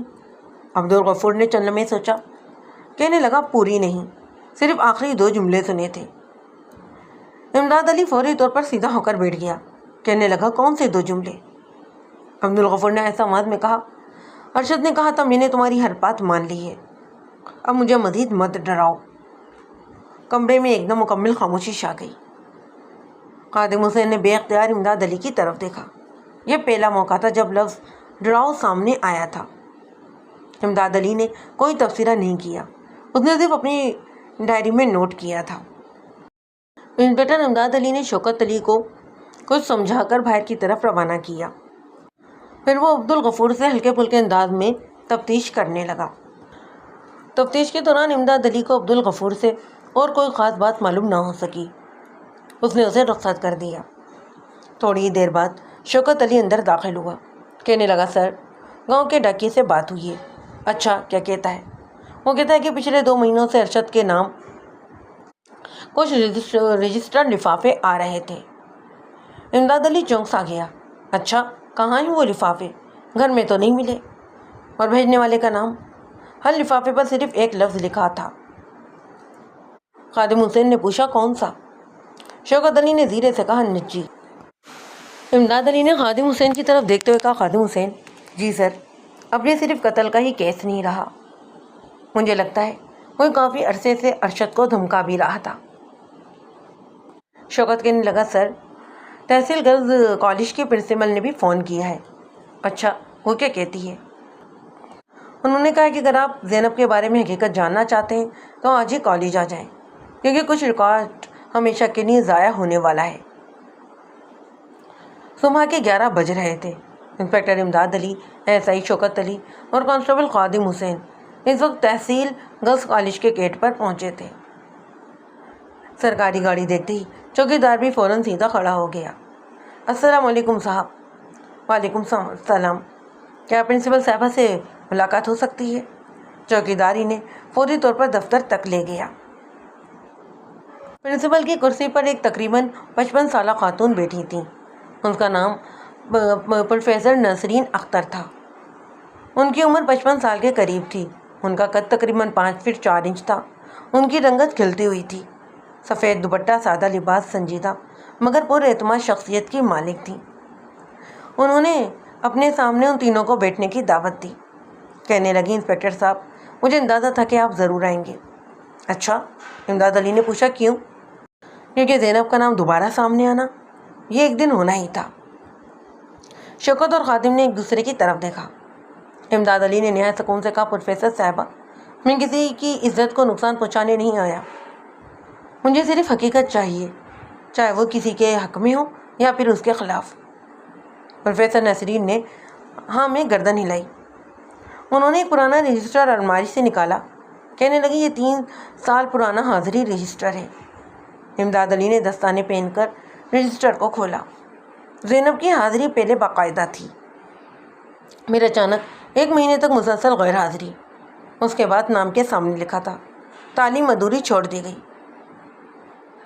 امداد علی نے پوچھا، پروفیسر صاحبہ، کیا زینب نے یہ کالج خود چھوڑا تھا؟ چند لمحے خاموشی رہی۔ کہنے لگی، نہیں تو پھر کیا اس کے والد آئے تھے؟ انہوں نے کہا تھا کہ اب زینب مزید تعلیم حاصل نہیں کرے گی۔ امداد علی نے فوراً دوسرا سوال کیا۔ کہنے لگے، وجہ؟ انہوں نے صرف اتنا کہا تھا کہ گھر کے حالات بدل گئے ہیں۔ امداد علی نے خادم حسین کی طرف دیکھا۔ یہی جملہ رقیہ بی بی بھی بول چکی تھی۔ اتنے میں شوکت علی ایک طالبہ کو دفتر میں لے کر آ گیا۔ اس کا نام ہینا تھا۔ اس کی عمر تقریباً 23 سال تھی۔ اس کا قد 5 فٹ 3 انچ تھا۔ وہ ایک گوری رنگت کی مالک تھی۔ وہ زینب کی کلاس فیلو تھی۔ امداد علی نے کہا، ہینا، آرام سے بات کرو، جو یاد ہے صرف وہی بتانا۔ ہینا نے آہستہ سے کہا، سر زینب بہت ہی ذہین لڑکی تھی، لیکن آخری مہینے میں وہ کچھ بدل گئی تھی۔ وہ کیسے؟ پہلے وہ سب کے ساتھ ہنستی تھی، پھر اکیلے بیٹھنے لگی۔ کیا کسی سے اس کا کوئی جھگڑا ہوا تھا؟ نہیں۔ کیا کسی نے اسے تنگ کیا تھا؟ اس بات کا ہینا نے فوری طور پر جواب نہیں دیا۔ کمرے میں خاموشی چھا گئی۔ 10 سیکنڈ، 20 سیکنڈ، 25 سیکنڈ۔ آخرکار ہینا خود ہی بول پڑی، ایک آدمی۔ خادم حسین فوراً چونکا۔ کون آدمی؟ میں نہیں جانتی۔ وہ کالج کے باہر موٹر سائیکل پر کھڑا رہتا تھا۔ کیا وہ ہر روز رہتا تھا؟ تقریباً 1 مہینے تک بلا ناغہ کھڑا رہا تھا۔ کیا تمہیں اس آدمی کی تفصیلات بتا سکتی ہو کہ وہ کیسا تھا، دکھنے میں کس ٹائپ کا لگتا تھا، اور تمہیں اس کی عمر کا بھی کچھ اندازہ ہو؟ انہوں نے کہا، سر اس کی عمر تقریباً 40 سال کے قریب لگتی تھی، اور اس کی رنگت شاید گندمی تھی۔ قد میں وہ لمبا تھا، داڑھی بالکل ہلکی سی تھی۔ اچھا، کوئی خاص بات؟ وہ بھی یاد کرنے کی کوشش کرو۔ ہینا نے آنکھیں بند کر کے یاد کرنے کی جیسے کوشش کی، پھر بولی، سر وہ سردیوں میں بھی اکثر سفید شال اوڑھتا تھا۔ کمرے میں ایک بار پھر خاموشی چھا گئی۔ یہ 4تھی مرتبہ تھا جب سفید شال کا ذکر سامنے آیا تھا، لیکن امداد علی نے فوراً کوئی نتیجہ نہیں نکالا۔ اس نے صرف اتنا لکھا، ایک ہی تفصیل مختلف ذرائع سے، مزید تصدیق ضروری۔ دفتر سے نکلتے اس نے شوکت سے کہا، کل اس کالج کے باقی 2 سہیلیوں سے بھی الگ الگ پوچھ گچھ ہوگی۔ خادم حسین نے پوچھا، سر کیا اب ہمیں یقین ہو گیا ہے کہ سفید شال والا ہی وہ شخص تھا؟ امداد علی نے نفی میں گردن ہلائی، نہیں، ایک جیسے بیانات ہمیشہ شبہ پیدا کرتے ہیں، کوئی ثبوت نہیں ہے۔ ابھی امداد علی اپنی گاڑی میں بیٹھا ہی تھا کہ خادم حسین کے فون کی گھنٹی بج اٹھی۔ اس نے کال سنی، پھر حیرت سے امداد علی کی طرف دیکھنے لگا۔ کہنے لگا سر، فورنسک لیب کی حتمی رپورٹ بھی آ گئی ہے۔ ارشد کے کپڑوں پر ایک ایسا ریشہ فائبر ملا ہے جو نہ اس کے گھر کا ہے نہ ہی اس کے کپڑوں کا۔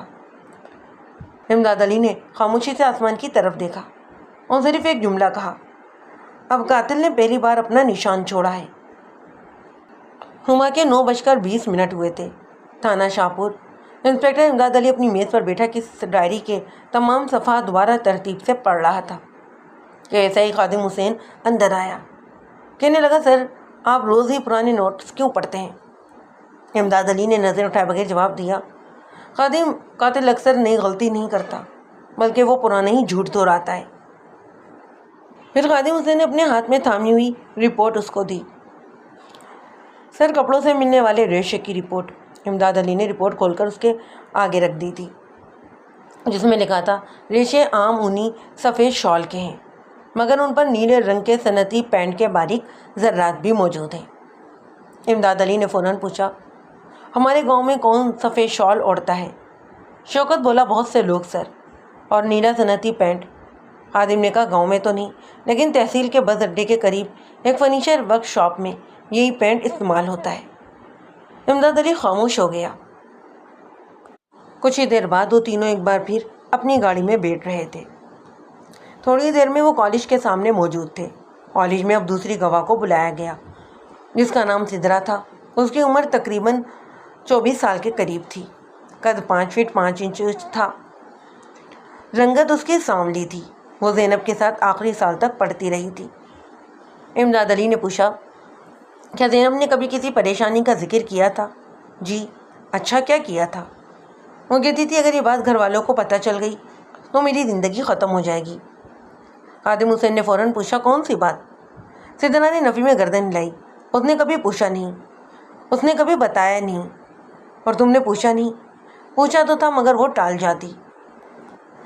ابھی وہ سدرا سے یہ سوالات پوچھ ہی رہا تھا کہ اسے اتنے میں پرنسپل دور سے آتی ہوئی دکھائی دی۔ اس کے ہاتھ میں رجسٹر تھا۔ پاس آ کر وہ کہنے لگی، کل میں آپ کو یہ رجسٹر دکھانا بھول گئی تھی۔ یہ وزٹر رجسٹر ہے، شاید اس میں آپ کو کوئی کام کی بات مل جائے۔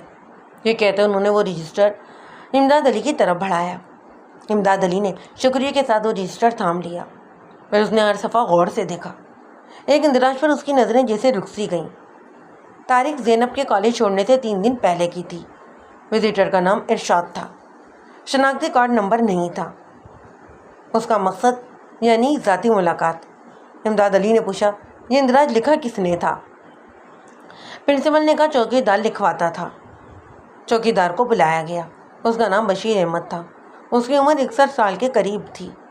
اس کا قد بھی 5.5 فٹ 6 انچ کے قریب تھا۔ رنگت اس کی سانولی تھی۔ امداد علی نے رجسٹر اس کے سامنے رکھا، پھر پوچھا، یہ ارشاد کون ہے؟ بشیر نے رجسٹر کو دیکھا، پھر چند لمحے خاموش رہا۔ کہنے لگا، صاحب، مجھے پورا یقین نہیں ہے، لیکن میرا خیال ہے کہ اس آدمی نے اپنا نام جلدی میں بتایا تھا۔ کیا مطلب؟ میں نے 2 بار پوچھا تھا تو وہ ہنس کر بولا، نام میں کیا رکھا ہے؟ اچھا، کیا تم نے اس کا چہرہ دیکھا تھا؟ جی۔ کیا تم اسے پہچان سکتے ہو اگر سامنے آئے تو؟ کالج سے نکلتے ہوئے خادم حسین نے اپنی رائے کا اظہار کیا۔ کہنے لگا، سر، مجھے لگتا ہے کہ یہی بلیک میلر تھا۔ امداد علی نے گاڑی روکنے کو کہا۔ پھر وہ شوکت کی طرف مڑا۔ کہنے لگا، تمہیں کیا لگتا ہے؟ جی سر، مجھے بھی ایسے ہی لگتا ہے۔ پر پولیس لگتا ہے پر کیس نہیں بناتی۔ ابھی ہم صرف اتنا جانتے ہیں کہ کوئی شخص کالج آیا تھا، یہ نہیں جانتے کہ وہ بلیک میلر بھی تھا۔ خادم اور شوکت دونوں ہی چپ کر گئے۔ یہ تینوں ہی پولیس اہلکار واپس تھانے پہنچے ہی تھے کہ سپاہی حشمت اللہ تیزی سے اندر آیا۔ کہنے لگا، سر، بینک کی CCTV فوٹیج بھی آ گئی ہے۔ جس ان کو اس نے خادم حسین کو اشارہ کیا اور خود فریش ہونے اپنے کمرے کے اندر ہی بنے واش روم کی طرف مڑ گیا۔ تھوڑی دیر بعد امداد علی فریش ہو کر آ گیا تھا۔ اس نے آتے کے ساتھ پوچھا، کیسا رہا؟ کیا اس فوٹیج میں ارشد اکیلا تھا؟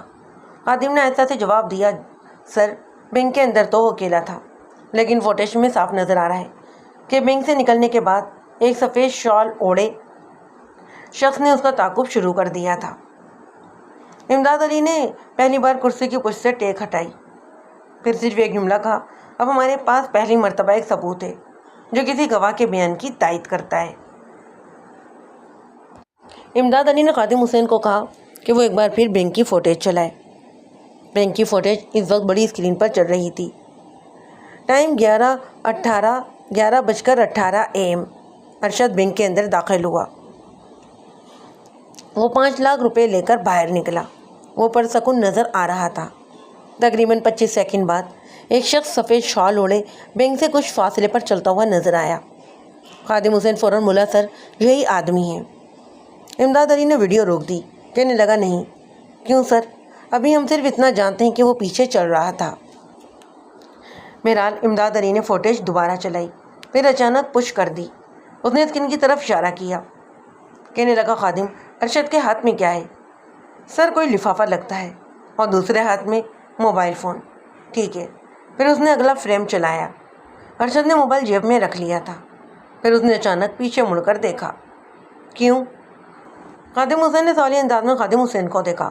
خادم نے اپنے کندھے اچکائے۔ امداد علی نے اس کا جواب دیا، کیونکہ اسے کسی کی موجودگی کا احساس ہوا تھا۔ امداد علی نے خادم حسین سے کہا، تم نے وہ موبائل کمپنی کی تفصیل رپورٹ بھی تو نکلوائی تھی، اس میں کیا لکھا تھا؟ سر اس میں لکھا تھا کہ نامعلوم نمبر سے ارشد کے موبائل پر کال آئی تھی۔ امداد علی نے یہ کہتے ہوئے پھر سے ایک بار فوٹیج دوبارہ چلائی۔ ارشد موبائل کان سے لگاتا ہوا چل رہا تھا۔ وہ 2 قدم چلتا ہے، پھر اچانک رک جاتا ہے، پھر دائیں طرف مڑ جاتا ہے۔ امداد علی نے خادم کی طرف دیکھا۔ کال نے اس کا راستہ بدل دیا ہے۔ امداد علی نے یہ ویڈیو 3 بار دیکھی، پھر آہستہ سے مسکرا دیا۔ خادم حسین اسے مسکراتا دیکھ کر حیران رہ گیا۔ امداد علی نے کہا، قاتل نے پہلی غلطی کر دی ہے۔ کون سی سر؟ یہ دیکھو۔ اس نے تصویر کو زوم کیا۔ سفید شال والے شخص کے دائیں ہاتھ پر نیلے رنگ کا ایک باریک دھبا نظر آ رہا تھا۔ خادم حسین نے حیرت سے کہا، سر یہ تو وہی نیلا صنعتی پینٹ ہو سکتا ہے۔ امداد علی نے فوراً کہا، ہو سکتا ہے، لیکن ثابت بھی تو کرنا ہوگا۔ خادم حسین ایک فائل لے کر آیا، پھر امداد علی کی طرف بڑھاتے ہوئے کہنے لگا، سر میں نے اس کیس پر کافی محنت کر رہا ہوں۔ میں نے اچھی طرح یہ معلوم کیا ہے کہ اس تحصیل میں کتنی ورک شاپ ہیں۔ اس تحصیل میں صرف 3 ایسی ورک شاپ ہیں جہاں یہی نیلا صنعتی پینٹ استعمال ہوتا ہے۔ امداد علی نے حکم دیا، تینوں کی فہرست بناؤ، ہر مالک، ہر کاریگر اور ہر ملازم کا نام لکھو، اور یہ بھی معلوم کرو کہ ان میں کون سفید شال استعمال کرتا ہے۔ اسی دوران جیسے خادم کو ایک اور بات یاد آئی، کہنے لگا، سر ریاض نے پہلے کہا تھا کہ ارشد نے صرف ہاتھ کی بات کی تھی، بعد میں فون کال کا ذکر کیا تھا۔ امداد علی نے فوراً ریاض کا پہلا بیان اور دوسرا بیان ساتھ رکھ دیا، پھر کہا، ریاض کو بھی دوبارہ بلایا جائے گا، اب اسے وہ سوال پوچھوں گا جو پہلے نہیں پوچھا تھا۔ میرا ریاض کو اسی روز شام 4 بجے تھانے میں بلوا لیا گیا۔ وہ پہلے سے زیادہ پریشان دکھائی دے رہا تھا۔ امداد علی نے اسے بیٹھنے کا اشارہ کیا، کہنے لگا، ریاض، جی سر۔ پہلی بار تم نے فون کال چھپائی؟ جی۔ کیوں؟ ریاض خاموش رہا۔ ڈر گیا تھا سر۔ کس سے؟ چند لمحے خاموشی رہی، پھر اس نے آہستہ سے کہا، ارشد سے نہیں، بلکہ اس آدمی سے جو اس شام چائے کی دکان کے سامنے کھڑا تھا۔ خادم حسین جسے چونک سا گیا، کہنے لگا، کون آدمی؟ میں اسے نہیں جانتا تھا، لیکن اس نے بھی سفید شال اوڑھ رکھی تھی۔ امداد علی نے اب کے فوراً ریاض سے اگلا سوال نہیں کیا۔ اس نے صرف اپنی ڈائری میں ایک نوٹ لکھا تھا۔ اس وقت رات کے تقریباً 7 بج رہے تھے۔ تھانے کا ماحول پرسکون تھا۔ اچانک خادم حسین دوڑتا ہوا اندر آیا، کہنے لگا، سر ہاں خادم، ہم نے تینوں ورک شاپوں کی فہرست نکال لی ہے، اور ان میں سے ایک ورک شاپ کا ایک ملازم قتل کے اگلے ہی دن اچانک نوکری چھوڑ کر غائب ہو گیا تھا۔ امداد علی نے کرسی سے اٹھتے ہوئے صرف ایک جملہ کہا، اب پہلی بار ہمارا شک کسی شخص پر نہیں بلکہ قابل تصدیق سراغ پر جا رہا ہے۔ صبح کے 7:45 ہوئے تھے۔ انسپکٹر امداد علی تھانے پہنچا تو ایسا ہی خادم حسین پہلے ہی کیس روم میں موجود تھا۔ میز پر 3 فائلیں کھلی ہوئی تھیں، بینک کی CCTV فوٹیج، کال ریکارڈ، نیلے صنعتی پینٹ والی ورک شاپوں کی رپورٹ۔ امداد علی نے کرسی پر بیٹھتے ہوئے کہا، خادم، ہم آج کسی کو گرفتار نہیں کریں گے، جی سر، آج صرف جھوٹ کو ایک دوسرے جھوٹ سے ٹکرائیں گے۔ پھر خادم حسین نے ورک شاپ والی رپورٹ اٹھا کر پڑھنا شروع کیا۔ کہنے لگا سر، تحصیل میں نیلا صنعتی پینٹ استعمال کرنے والی 3 ورک شاپ ہیں: Rehman furniture house, Bilal wood works, Karim furniture factory. Imdad Ali نے پوچھا، کسی ورک شاپ سے ملازم غائب ہوا ہے؟ بلال وڈ ورکس سے۔ اس کا نام سلیم، عمر تقریباً 42 سال، اس کی رنگت سیاہی مائل، قد 5 فٹ 10 انچ۔ شوکت نے فوراً کہا، سر یہ تو سفید شال والے شخص کی تحصیل سے ملتا ہے۔ امداد علی نے نفی میں گردن ہلائی، تحصیل ملنے سے جرم ثابت نہیں ہوتا۔ بہرحال وہ اس وقت تینوں پولیس اہلکار بلال ورکس پہنچے۔ ورک شاپ کے مالک بلال احمد نے اس کا استقبال کیا۔ اس کی عمر تقریباً 50 سال تھی۔ وہ کھلتے ہوئے چہرے کا مالک تھا، اس کے چہرے پر محنت کے آثار تھے۔ امداد علی نے سیدھا سوال کیا، سلیم کب سے غائب ہے؟ اس نے کہا، قتل کے اگلے دن سے۔ کیا وہ بغیر اطلاع کے گیا ہے؟ ہاں۔ کیا کبھی پہلے بھی ایسا ہوا ہے؟ نہیں صاحب۔ انسپکٹر امداد علی نے سلیم کی الماری دیکھی۔ زیادہ تر سامان موجود تھا، پر سفید اونی شال غائب تھی۔ خادم نے ایسا سے کہا، سر۔ امداد علی نے فوراً اسے روک دیا، شال غائب ہو جانا جرم نہیں، صرف نوٹ کرو۔ ورک شاپ میں حاضری رجسٹر بھی موجود تھا۔ قتل والے دن سلیم کی حاضری صبح 8 بجے لگی ہوئی تھی، چھٹی شام 5 بجے درج تھی۔ امداد علی نے رجسٹر بند کر دیا، پھر مالک سے پوچھا، یہ وقت لکھتا کون ہے؟ میں۔ ہر ملازم کو جاتے ہوئے بھی دیکھتے ہو؟ بلال احمد یہ سن کر چند میں خاموش رہا، پھر کہنے لگا، نہیں تھانے دار صاحب، کبھی کبھی بعد میں بھی اندراج کر دیتا ہوں۔ امداد علی نے خادم حسین کی طرف دیکھا، یعنی 5 بجے والی انٹری لازمی نہیں کہ حقیقت بھی ہو۔ واپسی پر امداد علی سیدھا ریاض کے گھر گیا۔ اس بار اس نے نہ تو تھانے بلایا، نہ ہی وردی کا روپ دکھایا۔ وہ جا کر سیدھا چارپائی پر بیٹھ گیا۔ کہنے لگا، ریاض آج میں سوال کم کروں گا۔ جی سر۔ تم صرف یہ بتاؤ کہ ارشد کسی سے ڈرتا تھا؟ ریاض نے اپنی نگاہیں جھکا لیں۔ جی، کس سے؟ مجھے نام نہیں معلوم، لیکن وہ اکثر یہ کہتا تھا کہ غلطی نے میری پوری زندگی برباد کر دی ہے۔ واپسی میں امداد علی خاصا خاموش تھا۔ گاڑی میں بیٹھتے ہی خادم نے پوچھا، سر یہ کیا غلطی تھی؟ امداد علی نے کوئی جواب نہیں دیا، ابھی نہیں جانتے، لیکن اب 3 الگ الگ لوگوں نے بتایا ہے کہ ارشد خوف میں زندگی گزار رہا تھا، اسی لیے اب ہمیں خوف کی وجہ بھی ڈھونڈنی ہے، خوف زدہ آدمی نہیں۔ اس وقت بینک مینیجر ناصر محمود کا فون آ گیا۔ کہنے لگا، انسپکٹر صاحب۔ ہاں، مجھے ایک بات دیر سے یاد آئی ہے۔ کون سی؟ جب ارشد رقم لے رہا تھا تو اس نے مجھ سے ایک سوال پوچھا تھا۔ کیا؟ اس نے کہا تھا، اگر میں یہ رقم کسی کو دے دوں تو کیا بینک کے ریکارڈ میں وصول کرنے والے کا نام آتا ہے؟ امداد علی یہ بات سن کر چند لمحے خاموش رہا، پھر اس نے صرف ایک جملہ کہا تھا، اس کا کیا مطلب؟ ارشد یہ رقم اپنی مرضی سے خرچ نہیں کرنا چاہتا تھا۔ رات کے تقریباً 8 بجے تھے۔ امداد علی اس کیس پر غور و فکر کر رہا تھا۔ اس کے سامنے مختلف فائلیں کھلی ہوئی تھیں۔ ایسے میں اچانک تھانے کی خاموشی ٹوٹ گئی۔ خادم حسین اور شوکت تیزی سے اندر آئے۔ کہنے لگے، سر جی، ہم نے ارشد کے غائب موبائل کی سم تو نہیں ڈھونڈی، لیکن ہمیں موبائل فون مل گیا ہے۔ کہاں پر؟ خادم نے ایسا آواز میں جواب دیا، گاؤں کے پرانے نہر والے پل کے نیچے۔ اور حیرت کی بات یہ ہے کہ اس فون میں پانی بھی نہیں تھا، بلکہ جان بوجھ کر ایک پتھر کے نیچے جیسے اسے چھپایا گیا تھا۔ امداد علی کی آنکھوں میں پہلی بار اطمینان کی جھلک نظر آئی۔ وہ ایسا سے بولا، جو شخص ثبوت چھپاتا ہے وہ کہیں نہ کہیں ایک نیا ثبوت ضرور چھوڑ کر آتا ہے۔ رات کے تقریباً 9 بج رہے تھے۔ تھانے کے تفتیشی کمرے میں غیر معمولی خاموشی تھی۔ میز پر ایک شفاف ثبوتی لفافہ رکھا تھا۔ اس لفافے میں وہ موبائل فون تھا جو نہر کے پل کے نیچے پتھر کے نیچے سے ملا تھا۔ انسپکٹر امداد علی نے اپنے دستانے پہنے۔ کہنے لگا، خادم جی سر، یاد رکھنا فون مل جانا کافی نہیں، اب ثابت یہ کرنا ہے کہ اسے وہاں رکھا کس نے تھا۔ اس نے موبائل کا گھما پھرا کر جائزہ لیا، پھر کہنے لگا کہ اس کا معائنہ کرنے کے لیے فورینسک ٹیم بنوانی پڑے گی۔ پھر اس نے اپنے ٹیبل کے پاس آ کر فون اٹھایا اور فون پر کچھ ہدایت دینے لگا۔ دوسرے دن فورینسک ٹیم نے فون کا ابتدائی معائنہ شروع کر دیا تھا۔ فون بند تھا لیکن مکمل خراب نہیں ہوا تھا، چونکہ وہ پانی میں نہیں ڈوبا تھا، اس لیے اس کا کچھ ڈیٹا بھی محفوظ تھا۔ افسر نے کہا سر کچھ معلومات مل گئی ہیں۔ امداد علی نے پوچھا کیا؟ قتل سے تقریباً 1 گھنٹہ پہلے فون سے ایک تصویر بھی کھینچی گئی تھی۔ اچھا؟ وہ تصویر اسکرین پر کھولی گئی۔ وہ کسی شخص کی تصویر نہیں تھی بلکہ ایک کاغذ کی تصویر تھی، اور اس کاغذ پر ایک جملہ لکھا تھا، آج آخری دن ہے، رقم لے آؤ ورنہ سب کچھ تمہارے گھر پہنچ جائے گا۔ نیچے نہ کوئی نام تھا، نہ ہی سائن، اور نہ ہی کوئی تاریخ درج تھی، صرف ایک سیاہ دائرہ بنا ہوا تھا۔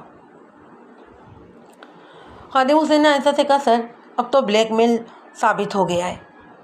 امداد علی نے نفی میں گردن ہلائی، کہنے لگا نہیں، صرف اتنا ثابت ہوا کہ کسی نے دھمکی دی تھی، یہ بھی ثابت نہیں ہوا کہ دھمکی دینے والا قاتل بھی ہے۔ اسی دوران فورنسک افسر نے ایک اور بات بتائی، کہنے لگا سر فون سے سم ضرور نکال لی گئی ہے، لیکن سم نکالنے کے بعد فون کو فیکٹری ریسیٹ نہیں کیا گیا۔ امداد علی نے فوراً کہا یعنی ثبوت مٹانے والا شخص مکمل ماہر نہیں تھا۔ ورک شاپ کے مالک بلال احمد کو دوبارہ بلایا گیا۔ امداد علی نے کہا بلال صاحب۔ جی سر۔ سلیم کی تنخواہ کتنی تھی؟ 25,000 روپے۔ ابھی اس کے پاس اچانک زیادہ پیسے آ گئے تھے؟ بلال احمد چند لمحے خاموش رہا، کہنے لگا جی، قتل سے تقریباً 2 ہفتے پہلے اس نے ایک نئی موٹر سائیکل خریدی تھی۔ خادم حسین فوراً بولا 25,000 تنخواہ میں؟ امداد علی نے ہاتھ اٹھا کر اسے خاموش کروا دیا، ابھی صرف پوائنٹ کو نوٹ کرتے جاؤ۔ انسپکٹر امداد علی بلال احمد کی طرف متوجہ ہوتے ہوئے کہنے لگا شکریہ بلال احمد صاحب، آپ نے پولیس سے تعاون کیا۔ اس نے یہ کہہ کر اسے رخصت کر دیا۔ اس نے دیکھ لیا تھا کہ شوکت علی تیز تیز قدم اٹھاتا ہوا اس کی طرف آ رہا ہے، اس کے چہرے پر جوش دکھائی دیتا۔ وہ بلال احمد کے جانے کے بعد کہنے لگا سر ہمیں ایک اور گواہ ملا ہے، وہ قتل والی شام میں نہر کے پل کے قریب اپنی بکریاں چلا رہا تھا اور وہاں اس نے ایک آدمی کو دیکھا تھا۔ ویری گڈ، یہ تو تم ایک بہت اچھی خبر لے کر آئے ہو۔ کیا تم اس گواہ کو اپنے ساتھ لائے ہو؟ ہاں سر، میں اسے اپنے ساتھ لایا ہوں، اس کا نام اکرم ہے۔ ٹھیک ہے، اسے اندر بلاؤ۔ تھوڑی دیر بعد اکرم اس کے سامنے موجود تھا۔ اس کی عمر 30-31 سال کے قریب تھی۔ اس نے کہا صاحب قتل والی شام میں نہر کے پل کے قریب اپنی بکریاں چرا رہا تھا۔ امداد علی نے فوراً پوچھا تم نے وہاں کیا دیکھا تھا؟ میں نے ایک آدمی کو پل کے نیچے جھکتے ہوئے دیکھا تھا۔ کیا تم نے اس کا چہرہ دیکھا تھا؟ نہیں۔ اچھا، کیا تمہیں اس کے بارے میں کچھ یاد ہے کہ وہ کیسا تھا یا اس نے کیا پہن رکھا تھا؟ اکرم نے چند لمحے کچھ سوچا، پھر کہنے لگا اس نے سفید شال اوڑھ رکھی تھی اور جب وہ اٹھا تو اس کے دائیں ہاتھ پر نیلے رنگ کا نشان تھا۔ یہ بات سن کر کمرے میں ایک بار پھر مکمل خاموشی چھا گئی۔ یہ پہلی بار تھا جب ایک ہی شخص کی 2 الگ الگ نشانیاں ایک آزاد گواہ نے بیان کی۔ اس وقت صبح کے 8 بج رہے تھے۔ تانا شاہ پور کے تفتیشی کمرے میں غیر معمولی خاموشی تھی۔ انسپکٹر امداد علی نے میز پر تمام ثبوت ایک ترتیب سے رکھے ہوئے تھے۔ بینک کی CCTV فوٹیج، موبائل فون، بحال کی گئی وائس ریکارڈنگ، کال ریکارڈ، 5 لاکھ روپے نکلوانے کا بینک ریکارڈ، سفید شال کے ریشو کی فورنسک رپورٹ، نیلے صنعتی پینٹ کی رپورٹ، گواہوں کے بیانات۔ ایسا ہی خادم حسین نے پوچھا سر کیا آج قاتل پکڑا جائے گا؟ امداد علی نے سکون سے جواب دیا آج کوئی معجزہ نہیں ہوگا، آج صرف ثبوت ایک دوسرے سے بات کریں گے۔ امداد علی نے یہ کہتے ہوئے وائس ریکارڈنگ چلائی۔ پہلے چند لمحے خاموشی رہی، پھر ارشد کی گھبرائی ہوئی آواز سنائی دی، میں 5 لاکھ روپے لے آیا ہوں، خدا کے لیے وہ تصویریں زینب کے گھر نہ بھیجنا۔ اس کے بعد دوسری آواز آئی، جان بوجھ کر آواز کو دھیما کیا گیا تھا، صرف اتنا ہی سنائی دیا، رقم لے آ پھر بات ہوگی۔ پھر ریکارڈنگ ختم ہو گئی، کمرے میں خاموشی چھا گئی۔ خادم حسین بولا سر آواز صاف نہیں ہے۔ امداد علی نے سر ہلایا، اس لیے اس آواز پر کیس نہیں بنے گا۔ اسی دوران شوکت اندر آیا، کہنے لگا سر سلیم مل گیا ہے۔ کہاں پر تھا؟ اپنے ماموں کے گھر، دوسرے ضلع میں۔ امداد علی نے اسے فوراً روانگی کا حکم دیا۔ سلیم کو جب تھانے لایا گیا تو اس کی عمر 41-42 کے قریب تھی۔ اس کا قد تقریباً 5 فٹ 10 انچ تھا۔ اس کے چہرے پر ہلکی سی داڑھی تھی۔ اس کے چہرے پر گھبراہٹ صاف نظر آ رہی تھی۔ امداد علی نے اسے کرسی پر بٹھایا، نہ ڈانٹا نہ ہی دھمکایا، صرف پانی کا گلاس سامنے رکھ دیا۔ پھر اس نے کہا سلیم، وہ کہنے لگا ہاں، تم بلال وقت میں کام کرتے تھے؟ جی۔ پھر تم نے قتل کے اگلے ہی دن نوکری کو کیوں چھوڑ دیا؟ میری امی بیمار تھیں۔ امداد علی نے فوراً کچھ نہیں کہا، اس نے صرف ایک کاغذ شوکت کی طرف بڑھایا۔ وہ اسپتال کا ریکارڈ تھا۔ شوکت نے پڑھا، سر اس دن تو سلیم کی والدہ اسپتال میں داخل ہی نہیں تھی۔ پھر امداد علی نے خاموشی سے سلیم کی طرف دیکھا، پہلا جھوٹ ٹوٹ چکا تھا۔ اس نے پوچھا قتل والے دن تم کہاں تھے؟ ورک شاپ میں۔ ہم لہذا یہ تمہاری موجودگی ثابت نہیں کرتا۔ سلیم خاموش ہو گیا۔ امداد علی نے اس کے سامنے بینک کی فوٹیج چلائیں۔ سلیم نے نظریں چرا لیں۔ امداد علی نے پوچھا یہ تم ہو؟ اس نے کہا نہیں۔ اچھا، کیا یقین ہے؟ جی، اس نے بڑی دھیمی آواز میں کہا۔ امداد علی نے فوراً جواب نہیں دیا، بلکہ اس نے دوسری تصویر اس کے سامنے رکھ دی۔ یہ تصویر ورک شاپ کی تھی۔ سلیم سفید شال اوڑھے لکڑی اٹھا رہا تھا۔ دونوں ہی تصویریں سار رکھ دی گئیں۔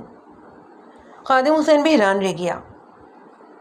اس میں قد، چال، دائیں ہاتھ کا انداز سبھی ایک جیسا تھا۔ لیکن امداد علی پھر بھی بولا یہ صرف مشابہت ہے، ثبوت ابھی مکمل نہیں ہے۔ امداد علی نے فورنسک رپورٹ بھی نکالی۔ یہ نیلا پینٹ تمہاری ورک شاپ میں استعمال ہوتا تھا؟ جی، اور یہی ذرات ارشد کے کپڑوں پر بھی ملے ہیں۔ سلیم نے پہلی بار اپنا سر جھکا لیا تھا۔ امداد علی نے اچانک پوچھا تم ارشد کو کب سے جانتے تھے؟ سلیم چونک سا گیا۔ میں تو نہیں جانتا تھا۔ امداد علی نے فوراً موبائل کی وائس ریکارڈنگ کا جملہ چلا دیا۔ میں 5 لاکھ لے آیا ہوں۔ پھر اس نے پوچھا اگر تم اسے نہیں جانتے تھے تو وہ رقم کس کے لیے لے کر آیا تھا؟ سلیم ایک بار پھر خاموش سا ہو گیا۔ کمرے میں تقریباً 1 منٹ تک کوئی آواز نہیں آئی۔ اس نے میز پر ایک لفافہ رکھا۔ لفافے میں پرانی تصویریں تھیں جس کا ایک حصہ کاٹا گیا تھا۔ سلیم، ہمیں اصل تصویر مل گئی ہے۔ یہ بات سنتے ہی سلیم کا رنگ اڑ گیا۔ حالانکہ اصل میں پولیس کو ابھی اصل تصویر ملی ہی نہیں تھی۔ یہ صرف ایک نفسیاتی حربہ تھا تاکہ سلیم کے رد عمل کو دیکھا جا سکے، نہ کہ ثبوت کو بنایا جائے۔ امداد علی نے خادم کی طرف دیکھ کر دھیمی سی آواز میں کہا اس کے چہرے کا رد عمل نوٹ کرو، فیصلہ نہیں کرو۔ اسی لمحے شوکت تیزی سے اندر آیا، کہنے لگا سر، ہاں تحصیل سے خبر آئی ہے، زینب نے خود عدالت میں بیان دینے کی درخواست دی ہے۔ اچھا، کیا کہتی ہے وہ؟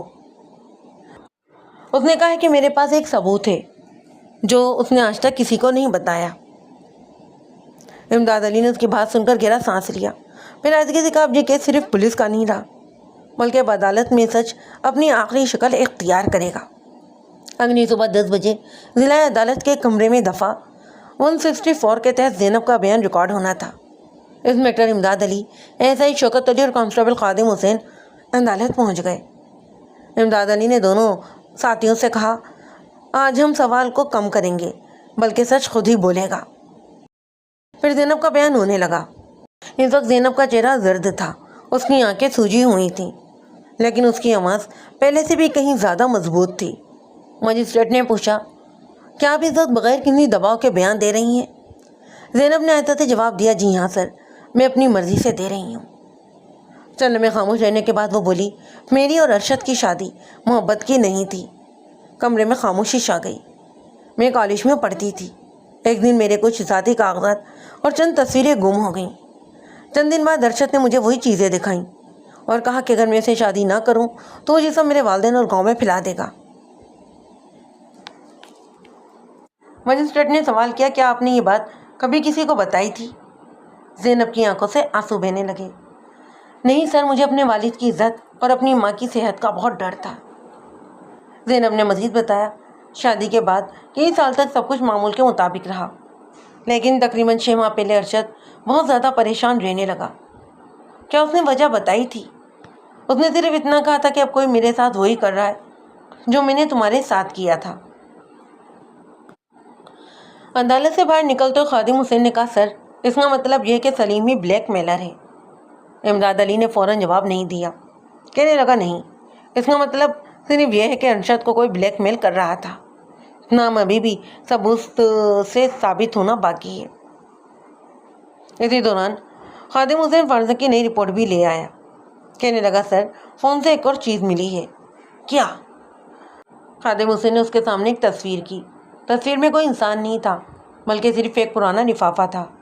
لفافے کے کونے پر ایک مخصوص دکان کی مہر لگی ہوئی تھی. امداد علی نے غور سے دیکھا یہ مہر. خادم حسین بولا سر یہی مہر گاؤں کے پرانے فوٹو اسٹوڈیو کی ہے. امداد علی نے کہا اچھا تو سر راز تصویروں سے شروع ہوا تھا. اب ہمیں معلوم کرنا ہے کہ وہ تصویریں ارشد تک پہنچی کیسے.